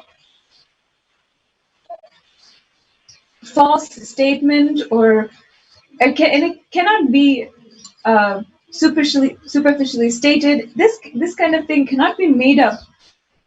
The way that His Divine Holiness had just been there for the entire community, the entire city and civilization at that time. Literally, people were coming from all across Tamil Nadu to Madurai in order to see him, to meet him, to attend his programs. It was the most active way to establish and revive the Shamala Pita Sarvajna Pitam. As we see it, just as Thirignana Sambandha, the great incarnation of Paramashiva, had revived the Shamala Pita Sarvajna Pitam after the enlightened civilization of Madurai, Meenakshi had been established. Just like that, His Divine Holiness had shown us the way that He has shown us exactly how He radiates these aspects of the biomemories of Thirignana Sambandar and Meenakshi. I would like to just elaborate on this point. Many of us, even if you have been practicing Hinduism for a very long time, may not still understand completely this idea. What is reincarnation? What does it mean to express different biomemories? Why His Divine Holiness is saying that, and why we worship Him just because of that. Understand the entire Sri Kailasa, which His Divine Holiness is reviving, is just that. It's a revival. It is something which was there in its full glory at one point, but after so much of brutal invasion and attack, it was destroyed. Unfortunately, we today do not have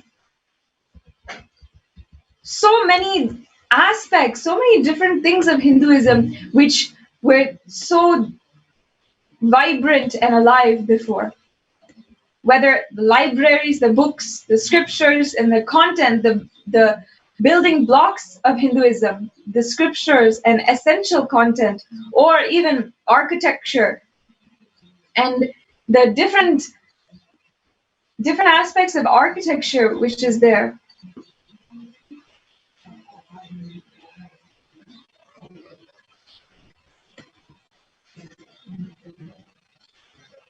All of these were lost to the point where literally it is impossible to revive. How can something which is completely lost be revived again? His Divine Holiness proves to us so simply that He is a reincarnation of these great incarnations, Meenakshi Parashakti and Sundareshwara Paramashiva and Thirignana Sambandha. just because of his intense, vast knowledge and his energy to revive Hinduism as it was. From the principles to the different aspects of the lifestyle of Hinduism. Let me give you one example. His Holiness had revived the Kriya, a unique contribution of Hinduism. The medicine of Hinduism is one aspect of the Hindu medicine is Ayurveda. Another aspect is these kriyas. It's a part of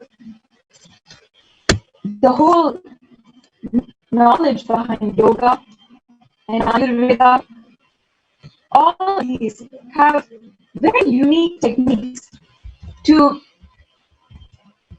heal diseases, to improve the body and heal completely all of anything that you might be going through, whether it is heart disease, blood pressure, diabetes, some of the most chronic illnesses. I understand that even in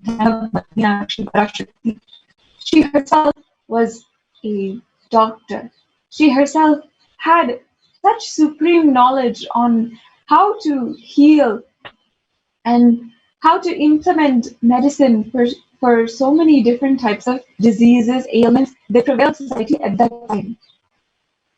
His Divine Holiness came up with more than 100 kriyas, which are actually available for everyone to enjoy, to benefit from on nithyananda.org. These kriyas are for all sorts of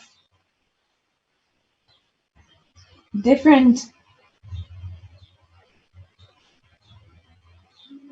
These kriyas were for all sorts of different ailments, diseases, from a migraine that you might have to something very serious, cancerous inside of you.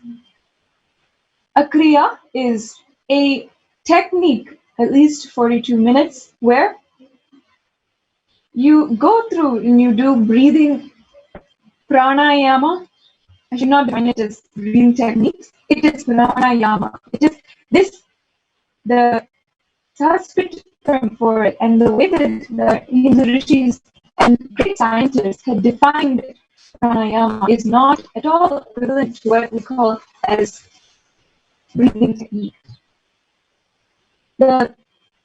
These pranayama processes, then a unique asana or posture of our body. Again, posture is not the perfect term for it, the perfect translation, but for the sake, I am just giving a loose connection in English.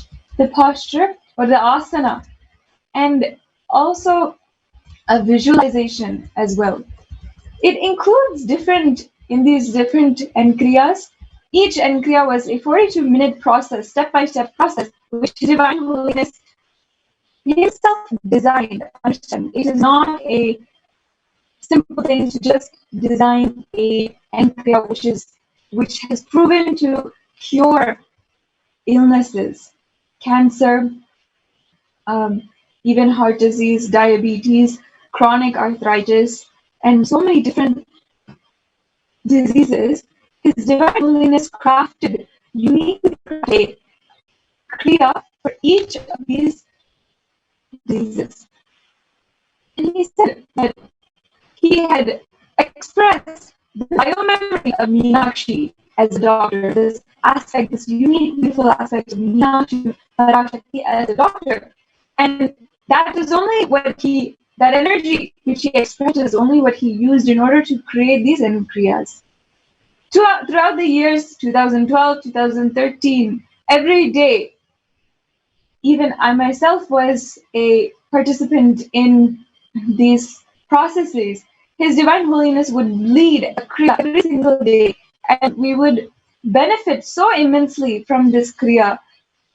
It would be so beautiful to experience just 42 minutes of an intense process, and after that feel so healed. See, it not only heals any disease, but it also establishes us further and further into a beautiful experience of oneness with Paramashiva.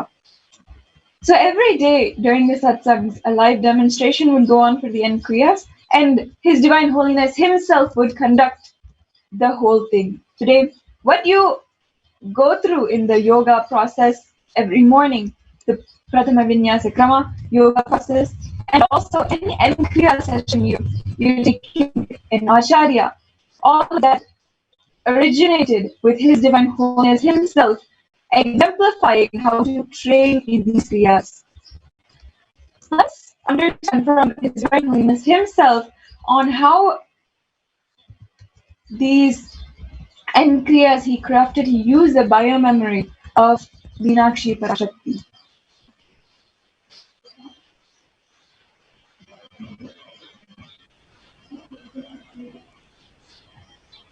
I wanted to share with you all some of my mystical experiences. Few days before, I went to Madurai, a consecrated temple, one of the oldest energy center in South India, place of Meenakshi, Hindu goddess, the mother of the universe. I have a strong connection with Meenakshi. It is her blessings and her biomemory with which I am developing all these different yogic kriyas for the different physical disorders and mental disorders. Through her blessing, when I had some of the downloading of Meenakshi's biomemory, I realized many of the extraordinary truths related to yogic physiology and yogic psychology.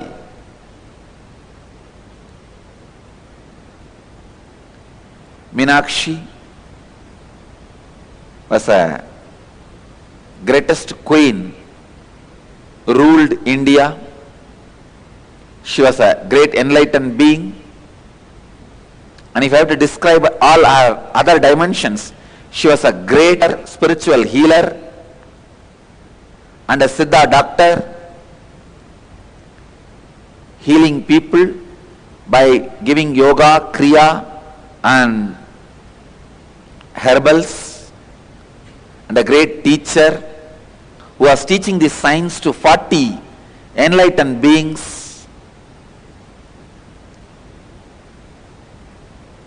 So after having her darshan in the temple, intense downloading of that biomemory was happening in my system continuously, almost 10 days. I have not slept. I am just sitting whole day and night and allowing the downloading to happen.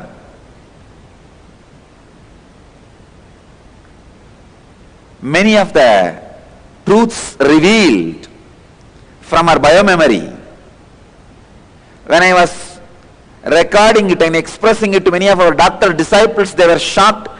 They are saying, Swamiji, we don't know, we can't validate whatever you are saying is right or wrong, but we can say many of your answers are solving unanswered questions by allopathy science.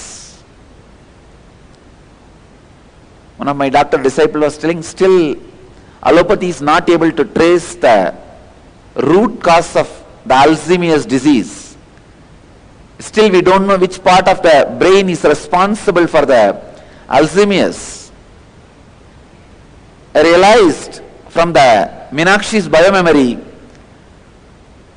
Alzheimer's is the disease happens because of the spleen and liver.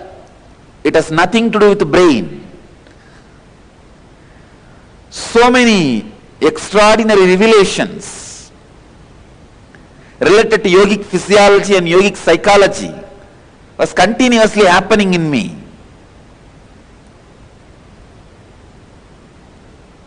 And I was so one with Meenakshi by her grace and blessings, soaked in her biomemory, One day early morning, I saw in darshan somebody putting a huge diamond crown on my head. After waking up, I laughed and told the brahmachari was taking care of me. I don't know what it means. Let's wait and watch. Somebody has put a huge diamond crown on my head. And within few hours, I received the news. Somebody has donated huge diamond crown to Devi Meenakshi and it was put on her head. That exact time I was telling about my vision. Exactly at that same time.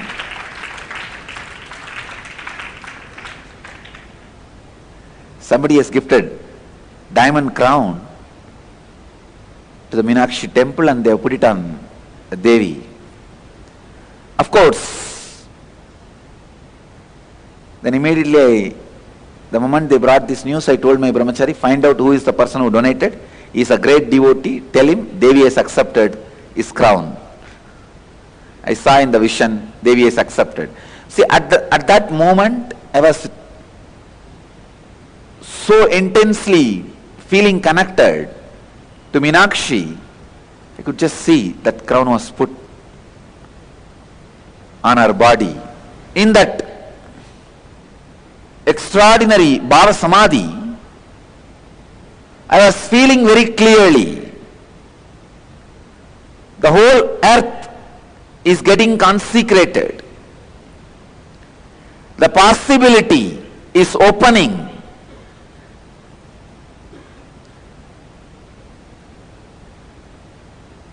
For the whole world,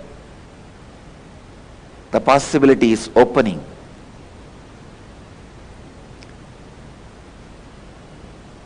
I could see very clearly the powerful methods and kriyas, meditations getting downloaded into my system. I was wondering why suddenly so many things are getting downloaded, because now I am developing kriyas to clear almost 200 different mental patterns and 200 different physical disorders. I realized now it is time for the people to transform. That is why the material is getting supplied. Please understand. Because the need is there, the supply is happening.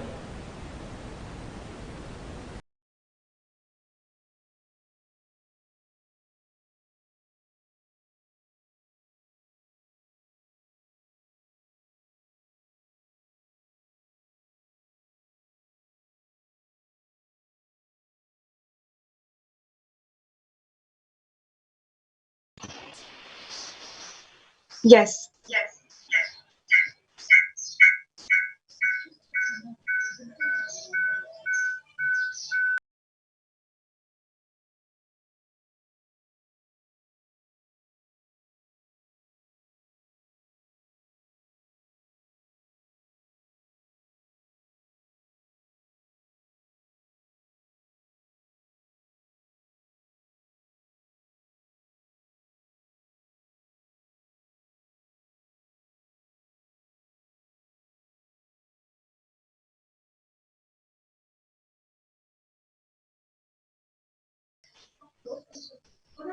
His Divine Holiness himself connected with Devi Parashakti. That aspect of his biomemory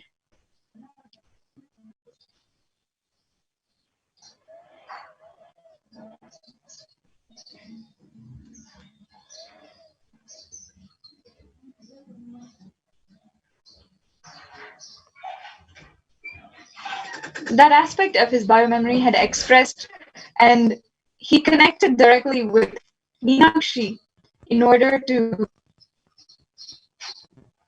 ensure that humanity now is delivered the sacred science which is revived. See, there is no way Hinduism can be revived once again It has been made impossible by the brutal invasions.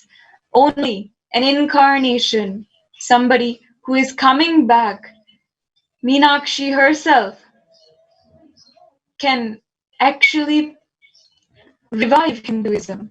Paramashiva himself can actually revive Hinduism because so much has been lost. So much has continuously been lost. Even the context of the scriptures is completely gone. It is absolutely diminished. Unfortunately, Hinduism is so destroyed now. The only hope that it has is the incarnations that continue to happen in Hinduism. The enlightened beings, the great incarnations who have continuously come down and continuously served humanity.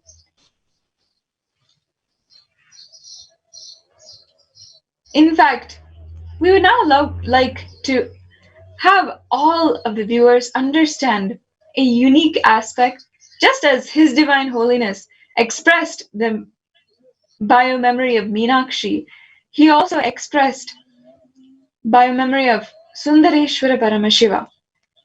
Just as Sundareshwara Paramashiva had played out so many divine leelas, so many divine interactions, blessings, incidences with so many devotees at that time in Madurai, in that civilization.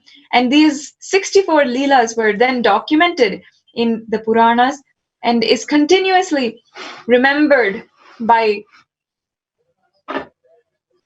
the civilization of Madurai, is continuously remembered by any Hindu as such a great expression of the state of Paramashiva, such a great expression.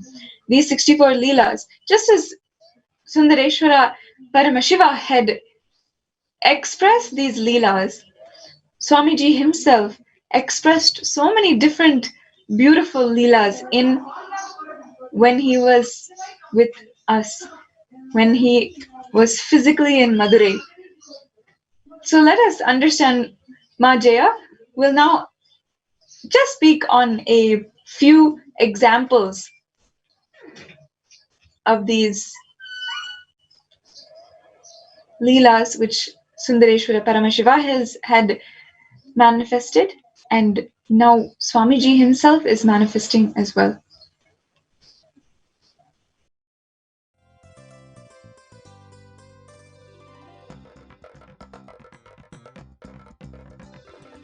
नित्यं मन्त्रं नित्यं यन्त्रं नित्यं तन्त्रं नित्यं सर्वं नित्यं मन्त्रं नित्यं यन्त्रं नित्यं तन्त्रं नित्यं सर्वं तपोयज्ञदानादिभिः शुद्धबुद्धिर्विरक्तो नृपादे पदे तुच्छबुद्ध्या परित्यज्य सर्वं यदाप्नोति तत्त्वं परं ब्रह्म नित्यं तदेवाहमस्मि तपोयज्ञदानादिभिः शुद्धबुद्धिर्विरक्तो नृपादे पदे तुच्छबुद्ध्या परित्यज्य सर्वं यदाप्नोति तत्त्वं परं ब्रह्म नित्यं तदेवाहमस्मि नित्यं मन्त्रं नित्यं यन्त्रं नित्यं तन्त्रं नित्यं सर्वं नित्यं मन्त्रं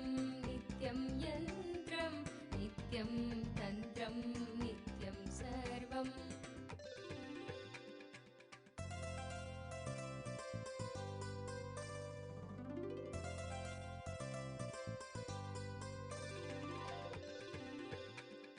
दयालुं गुरुं ब्रह्मनिष्ठं प्रशान्तं समाराध्य मत्या विचार्य स्वरूपं यदाप्नोति तत्त्वं निदिध्यास्य विद्वान् परं ब्रह्म नित्यं तदेवाहमस्मि दयालुं गुरुं ब्रह्मनिष्ठं प्रशान्तं समाराध्य मत्या विचार्य स्वरूपं यदाप्नोति तत्त्वं निदिध्यास्य विद्वान् परं ब्रह्म नित्यं तदेवाहमस्मि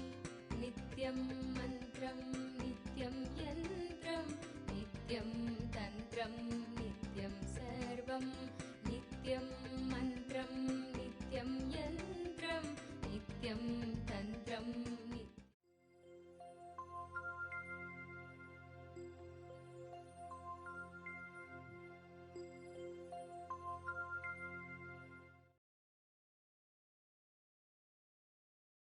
seeing for the past few hours as to how Swamiji has been radiating that biomemory of Devi Meenakshi herself, administering, planning, strategizing as to how we can best reach out to the society, how we can best enrich their lives, contribute in every possible way. Swamiji has demonstrated and exhibited that beautiful aspect of the biomemory of Devi Meenakshi herself. And parallelly, simultaneously, also radiating that compassion, the playfulness, the leelas, the divine plays of Bhagwan Lord Sundareshwara. We all know, if we've heard the story of Devi Meenakshi and Sundareshwara, as to how the form of Sundareshwara, yes, he is an embodiment of Paramashiva himself, but do not mislead yourself. Do not imagine him to be sitting like how we visualize Paramashiva in Kailash, sitting in stillness, in samadhi. No. Sundareshwara, Swamiji beautifully says, is that combination, that perfect mixture of Paramashiva and the playfulness of Bhagwan Sri Krishna. So we'll see so many beautiful divine leelas that Sundareshwara, Lord Sundareshwara himself played in the land of Madurai. Not just in the body when he came, that he assumed to marry Devi Meenakshi and rule as a king, but also several other times. Swamiji has revealed to us that Sundareshwara takes 11 different bodies, animal bodies, human forms, physically walks on the land of Madurai just to play his divine leelas, just to attend to some one being who is praying to him, who is asking him for help, or who is just connecting to him through devotion. Sundareshwara is beyond all limitations, restrictions. He goes beyond all rules and regulations. Doesn't judge you for anything. You can be anybody. All that you need is a deep feeling connection to Sundareshwara, and he will immediately he will immediately make himself available, literally, physically, and come and attend to you. Like Master Ashwapriya was mentioning, the 64 Leelas, Swamiji beautifully clarifies, it is 63 Leelas, and the 64th, which is recorded as the very presence of Sundareshwara, which means that 63 dimensions, different dimensions of Sundareshwara was recorded as 63 Leelas, and the untold, uncountable number of Leelas that continued, we could only record as 64 Leela, which is the representation of all the thousands and we don't know how many Leelas Sundareshwara played and continues to play until today. Just remembering those Leelas, just melting in devotion, the Leela Dhyana can put you in that space of feeling connection. So let us recall and remember and immerse ourselves in the beautiful Leelas, 164 Leelas of Sundareshwara. And for all of you who have probably had the darshan of Swamiji, who have had the intervention, the conscious intervention, the cosmic intervention of Swamiji in your lives, you will just see yourself in the place of and witnessing these Leelas, not just remembering them, but remembering them how they have also occurred in your own lives. So let us listen to one of the Leelas, which is the Leela where Paramashiva comes down to eat pitte. So they comes down to eat the traditional idli and to do the labor work for all who was his identity. Swamiji himself beautifully narrates the story. Let us take these few minutes to immerse ourselves in the Leela Dhyana. one energy. Understand? When Shiva assumed the body and married Meenakshi and ruled this Pandya kingdom, he became Sundara Pandya. That action became an independent energy of Sundara Pandya. Just yesterday, I was reading the Akashic records, the night.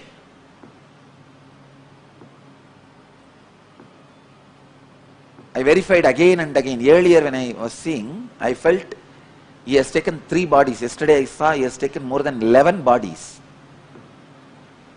Only to play in and around Madurai. Please understand, in this way, no other geographical place is equivalent to Madurai. Where Shiva has taken 11 bodies to play just in Madurai. See, in one body he has played in many places. That record is there. When he assumed one body, he has gone to many places and did his leelas. In one body, doing leelas in 11 places, there are enough records. But 11 bodies to do leelas in one place, only in Madurai's history, the record is there. More than 11 bodies he has assumed at different times to play the leelas. The leela he performed, the first body he assumed to perform the leelas in Madurai is marrying Meenakshi. To marry Meenakshi and all the leelas related to that time, marrying Meenakshi and bringing Vaigai to Madurai, all those leelas were performed in one body. That body is directly under the Sundareshwara's linga. In the main Garbha Mandir, under the Sundareshwara linga, that body is resting. It is there in Jiva Samadhi. And second, he has assumed one more body to build embankment for Vaigai river and converting all the foxes into horse to save his disciple Manikyavasagar. All those leelas, around 40 years he was in that body and performed many leelas. That body is resting in our property near Dinamani Takis. There is a place in Madurai, near Dinamani Takis, there is a samadhi inside Madurai Adinam property. It is called Sundaranar Samadhi. And Sundarananda's Jiva Samadhi, people used to think it is one of the 18 Siddhas. It is not one of the, of course, it is one in the 18, but Shiva himself assumed the human body and performed. 40 years he was in that body. That body is resting in Madurai, the place Dinamani Takis, opposite to that Takis, there is a property, belongs to Madurai Adinam property, there he is resting. And the third body, which he assumed to give sugar cane to stone elephant, and stone elephant ate that sugar cane. For that leela, he assumed one more body that is there inside the temple under the samadhi of, under the shrine of Ellamalla Sittar. Under his murti, that third body is there. Still, I am not able to trace the other places of the remaining 8 bodies. I could see cosmically where are they, but in the Madurai map I am not able to pinpoint where the remaining 8 bodies are. Soon I will study the Madurai map and overlap my cosmic map on Madurai map and give you guys the exact points where the bodies he assumed are resting and radiating. I tell you, if you see from this angle, no other place, even in Kailash, is only one body is resting. There are 1 lakh enlightened beings' bodies are resting. That is different. But his own, the The body which he used, only one body is resting. In Varanasi, two bodies are resting. Even in Tiruvannamalai, only one body, Arunagiri Yogeshwara's body, only is resting.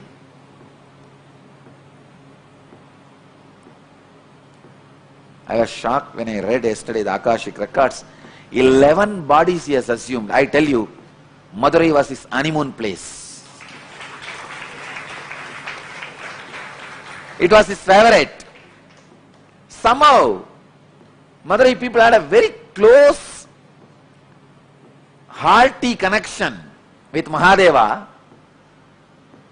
Even for small things, he will assume a body. Come here and play. This was the place where he was very playful and joyful, without any of the so-called social laws, regulations, rules, and the dharma which he himself created. Here, he has broken the laws he created as per the planets. He has changed the planets for Madurai people. He has changed the teachings for Madurai people. He has changed the social laws for Madurai people. He has broken all the moral rules for Madurai people. He has done everything possible. Socially accepted, unaccepted, legal, illegal, dharmic, adharmic. In which Shastra it is dharmic? You convert the wolves into horses and sell them. And after you sell and go away, all that fellows, they become overnight, they become again wolf and bite and kill all the remaining horses who are there. And that poor king is now pauper. In which dharma it is accepted? In which Shastra it is accepted? He has done everything. Everything possible. He comes down as a worker for the old lady, saying that, see, once there was a flood, huge flood in Vaigai river, and king ordered all the citizens of Madurai should take up one portion and cover it with mud and build an embankment. So all of them have taken up one portion. One old lady, Vandi, her job is that making idli and puttu. Puttu is those days breakfast. She will make all this and sell for people. Still now, in Madurai it is a very popular business. Go out in the night, you will see hundreds of shops. The outside street, they will be making these idlis and selling, breakfast and selling. It is still their tradition. Now it is called Kushbu idli. In those days,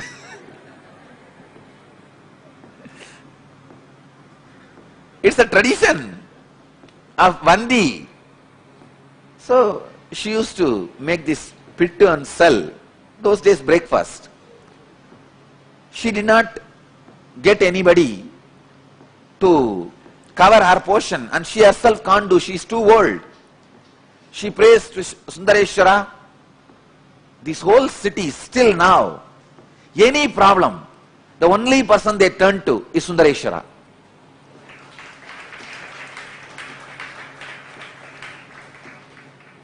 They don't trust anybody else. They just turn towards Sundareshwara. And she's the old lady. She can't get a worker to fill her portion, to do her job. She turns towards Sundareshwara. Oh Chokanada, Sundareshwara. This guy could have just one thought, the whole Vaigai would have built, add embankment automatically. He does not do that. He comes down, assuming human body and bargaining with that lady. You should give me the pittu as much as I want, but I will work only for 3 hours. He says, I will work only for 2 jama.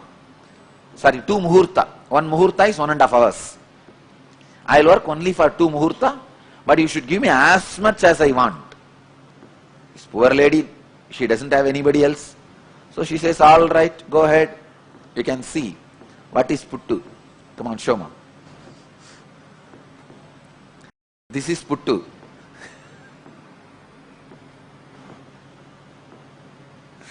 Those days breakfast. So she doesn't have anybody else. So no other option. She accepts the bargain. This fellow finally finishes eating everything she cooked. After that, it doesn't work. He goes there and lies down in that bed.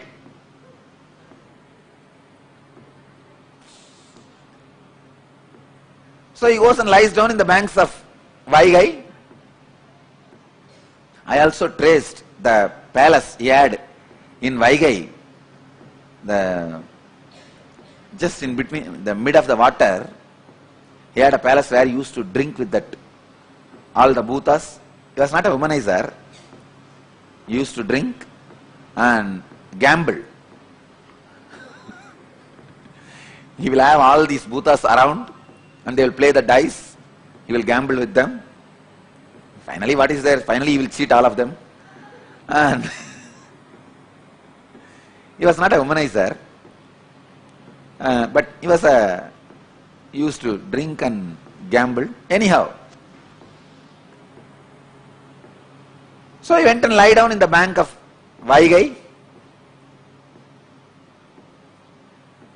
King comes in the evening to see whether the embankment work is done.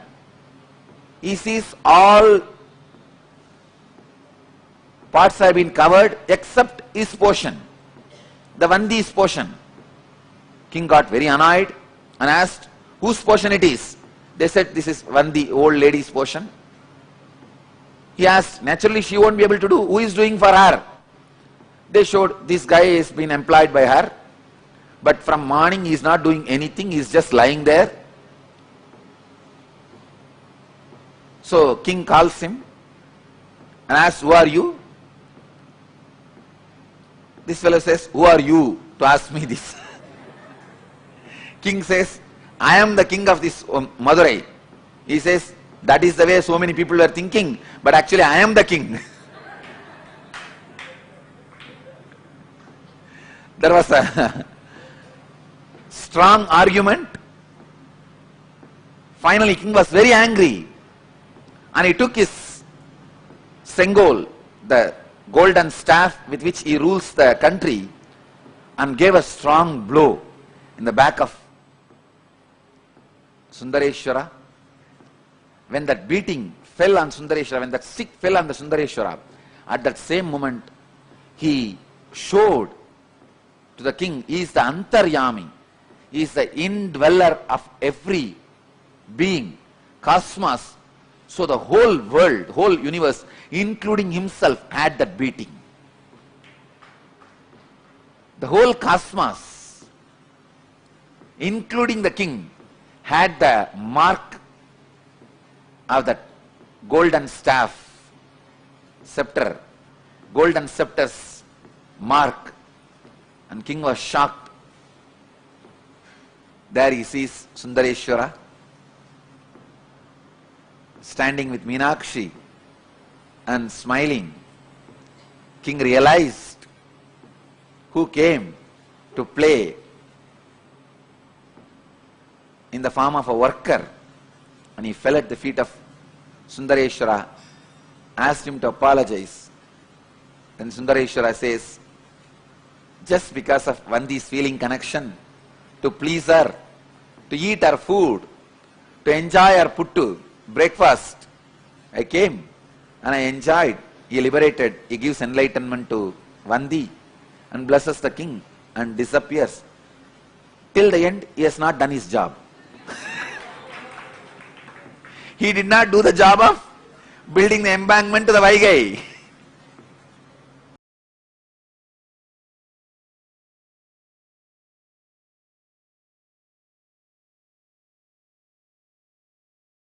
We heard from Swamiji himself as he narrated to all of us the divine Leela of, well, it is called the Leela of when he comes down to eat the pitti, rather than the Leela of building the embankment, because he does not end up building the embankment.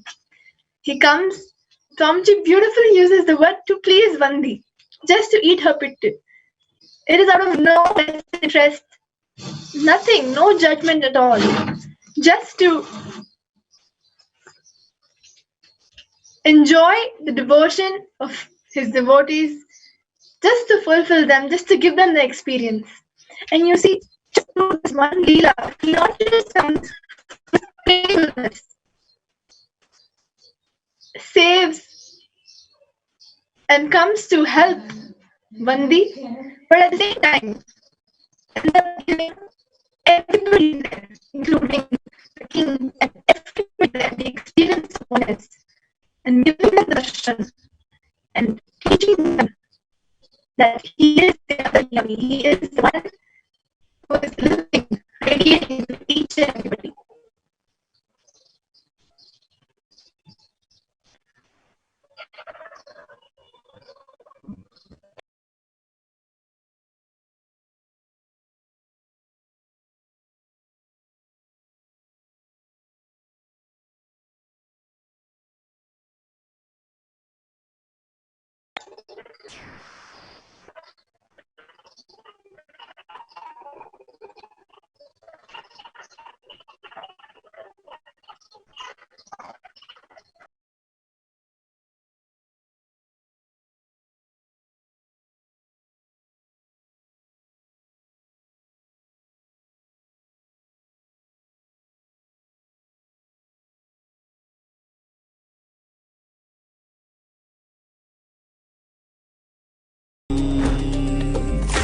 Om Nityanand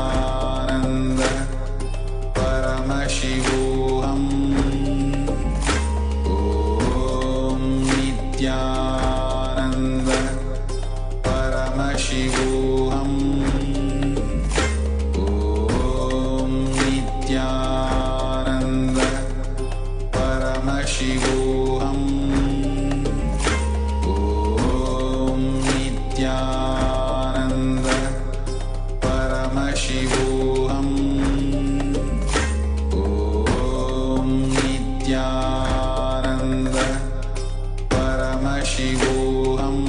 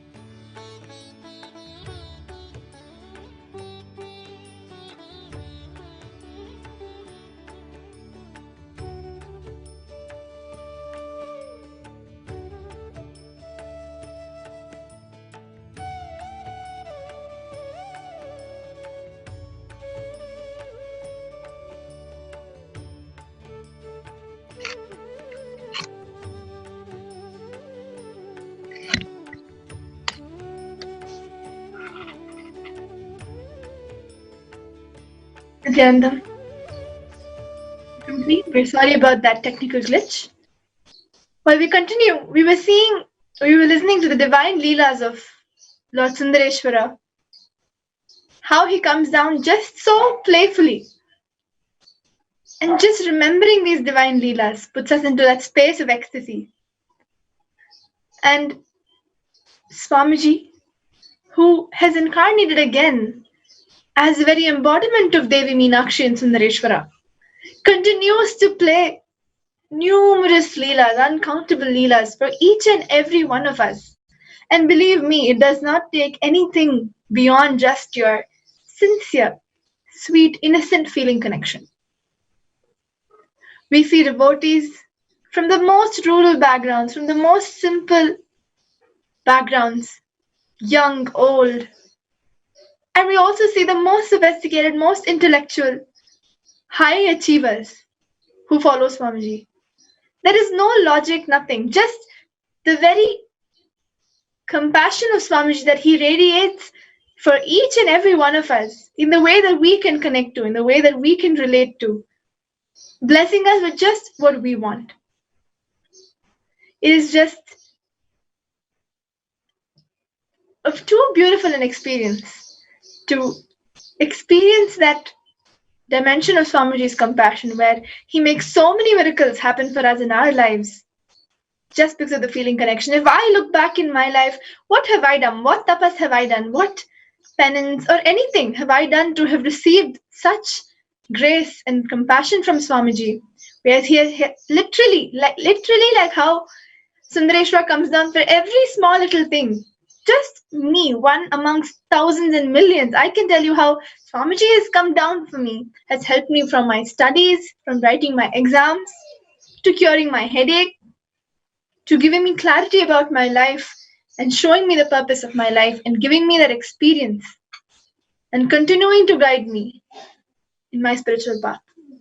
I am one testimony among thousands and millions who will tell you how Swamiji, they might have not even met him physically, but how exclusively he is guiding them in their journey. Not just guiding them, but each will share how he has made their lives so sweet, so juicy, so emotionally fulfilling by having him in our lives. Swamiji, being the very incarnation of Devi Meenakshi and Sundareshwara, expressing and radiating various dimensions of Devi Meenakshi and Sundareshwara, the strategy making, the administration, the compassion, the leelas. He has come down to fulfill his mission of re-establishing Sanatana Hindu Dharma, of saving humanity from the crisis that we are entering, for re-establishing the enlightened civilization, re-establishing the lifestyle of living enlightenment, so that all of us can live a life of much higher frequency, of much higher consciousness beyond what we see today. For this, like how we've seen, Swamiji has programmed, planned, and created his body consciously and has come down with all these energies with the biomemory of Devi Meenakshi and Sundareshwara. He has also brought down various different individuals, beings, who will be part of this mission. These are all yet other testimonies, proofs to tell us that indeed Swamiji is an incarnation of Devi Meenakshi and Sundareshwara themselves, and who has come down to fulfill his mission. What I'm trying to lead to is the various Akashic reading revelations. Akashic reading, for those of you who do not know, are the cosmic revelations, are the revelations, the readings from the cosmic archives, which is done, of course, before by Swamiji, His Divine Holiness himself, and later when initiated, the Balasans and various brahmacharis and sannyasis were initiated into the power of Akashic reading, where they connected to the cosmic archives and radiating the bhava of Kala Bhairava, the Lord of time and space, were able to reveal the past, present, and future. And during one of these Akashic reading sessions, many disciples and devotees had the revelation that they were with Devi Meenakshi and Sundareshwara at that time, and have come down again to be with Swamiji and to be a part of his mission. It is so beautiful that how these Akashic reading revelations match and map down into our today's lives, and we're so clearly able to see the connection and able to understand that how true these revelations are.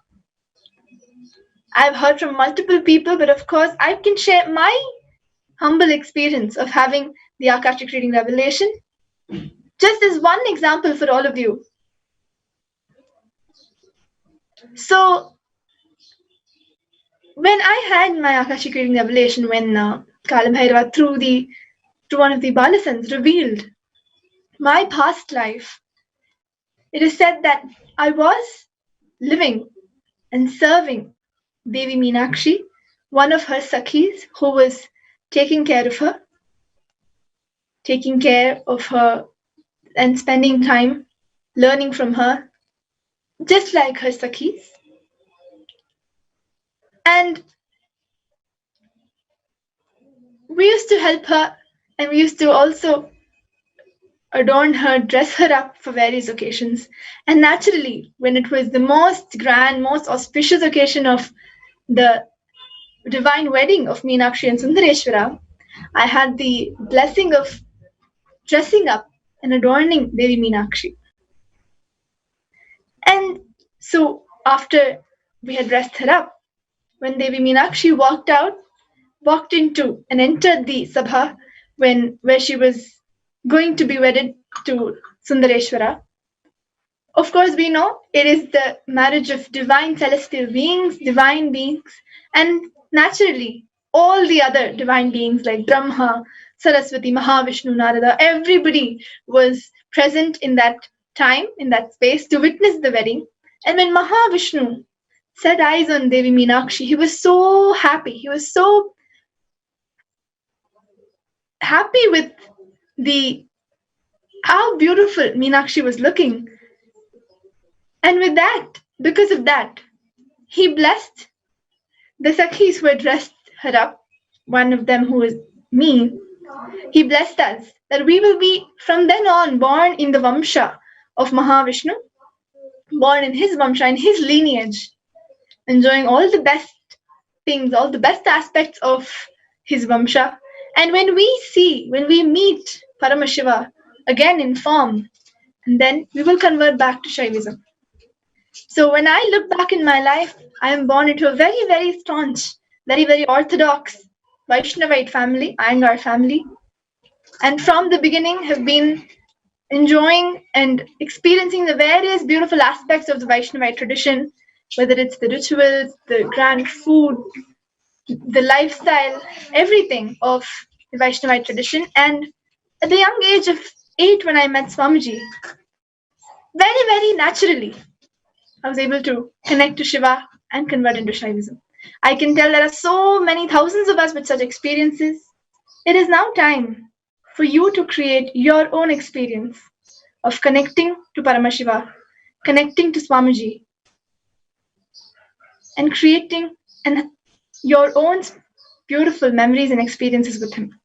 Now, let us prepare ourselves to receive the darshan of Paramashiva himself in the embodied form of His Divine Holiness, the Supreme Pontiff, Sri Nithyananda Paramashivam. Sit in that deep space of devotion and feeling connection, chanting the Mahavakya intensely, Om Nithyananda Paramashivoham, yearning for the darshan of Paramashiva.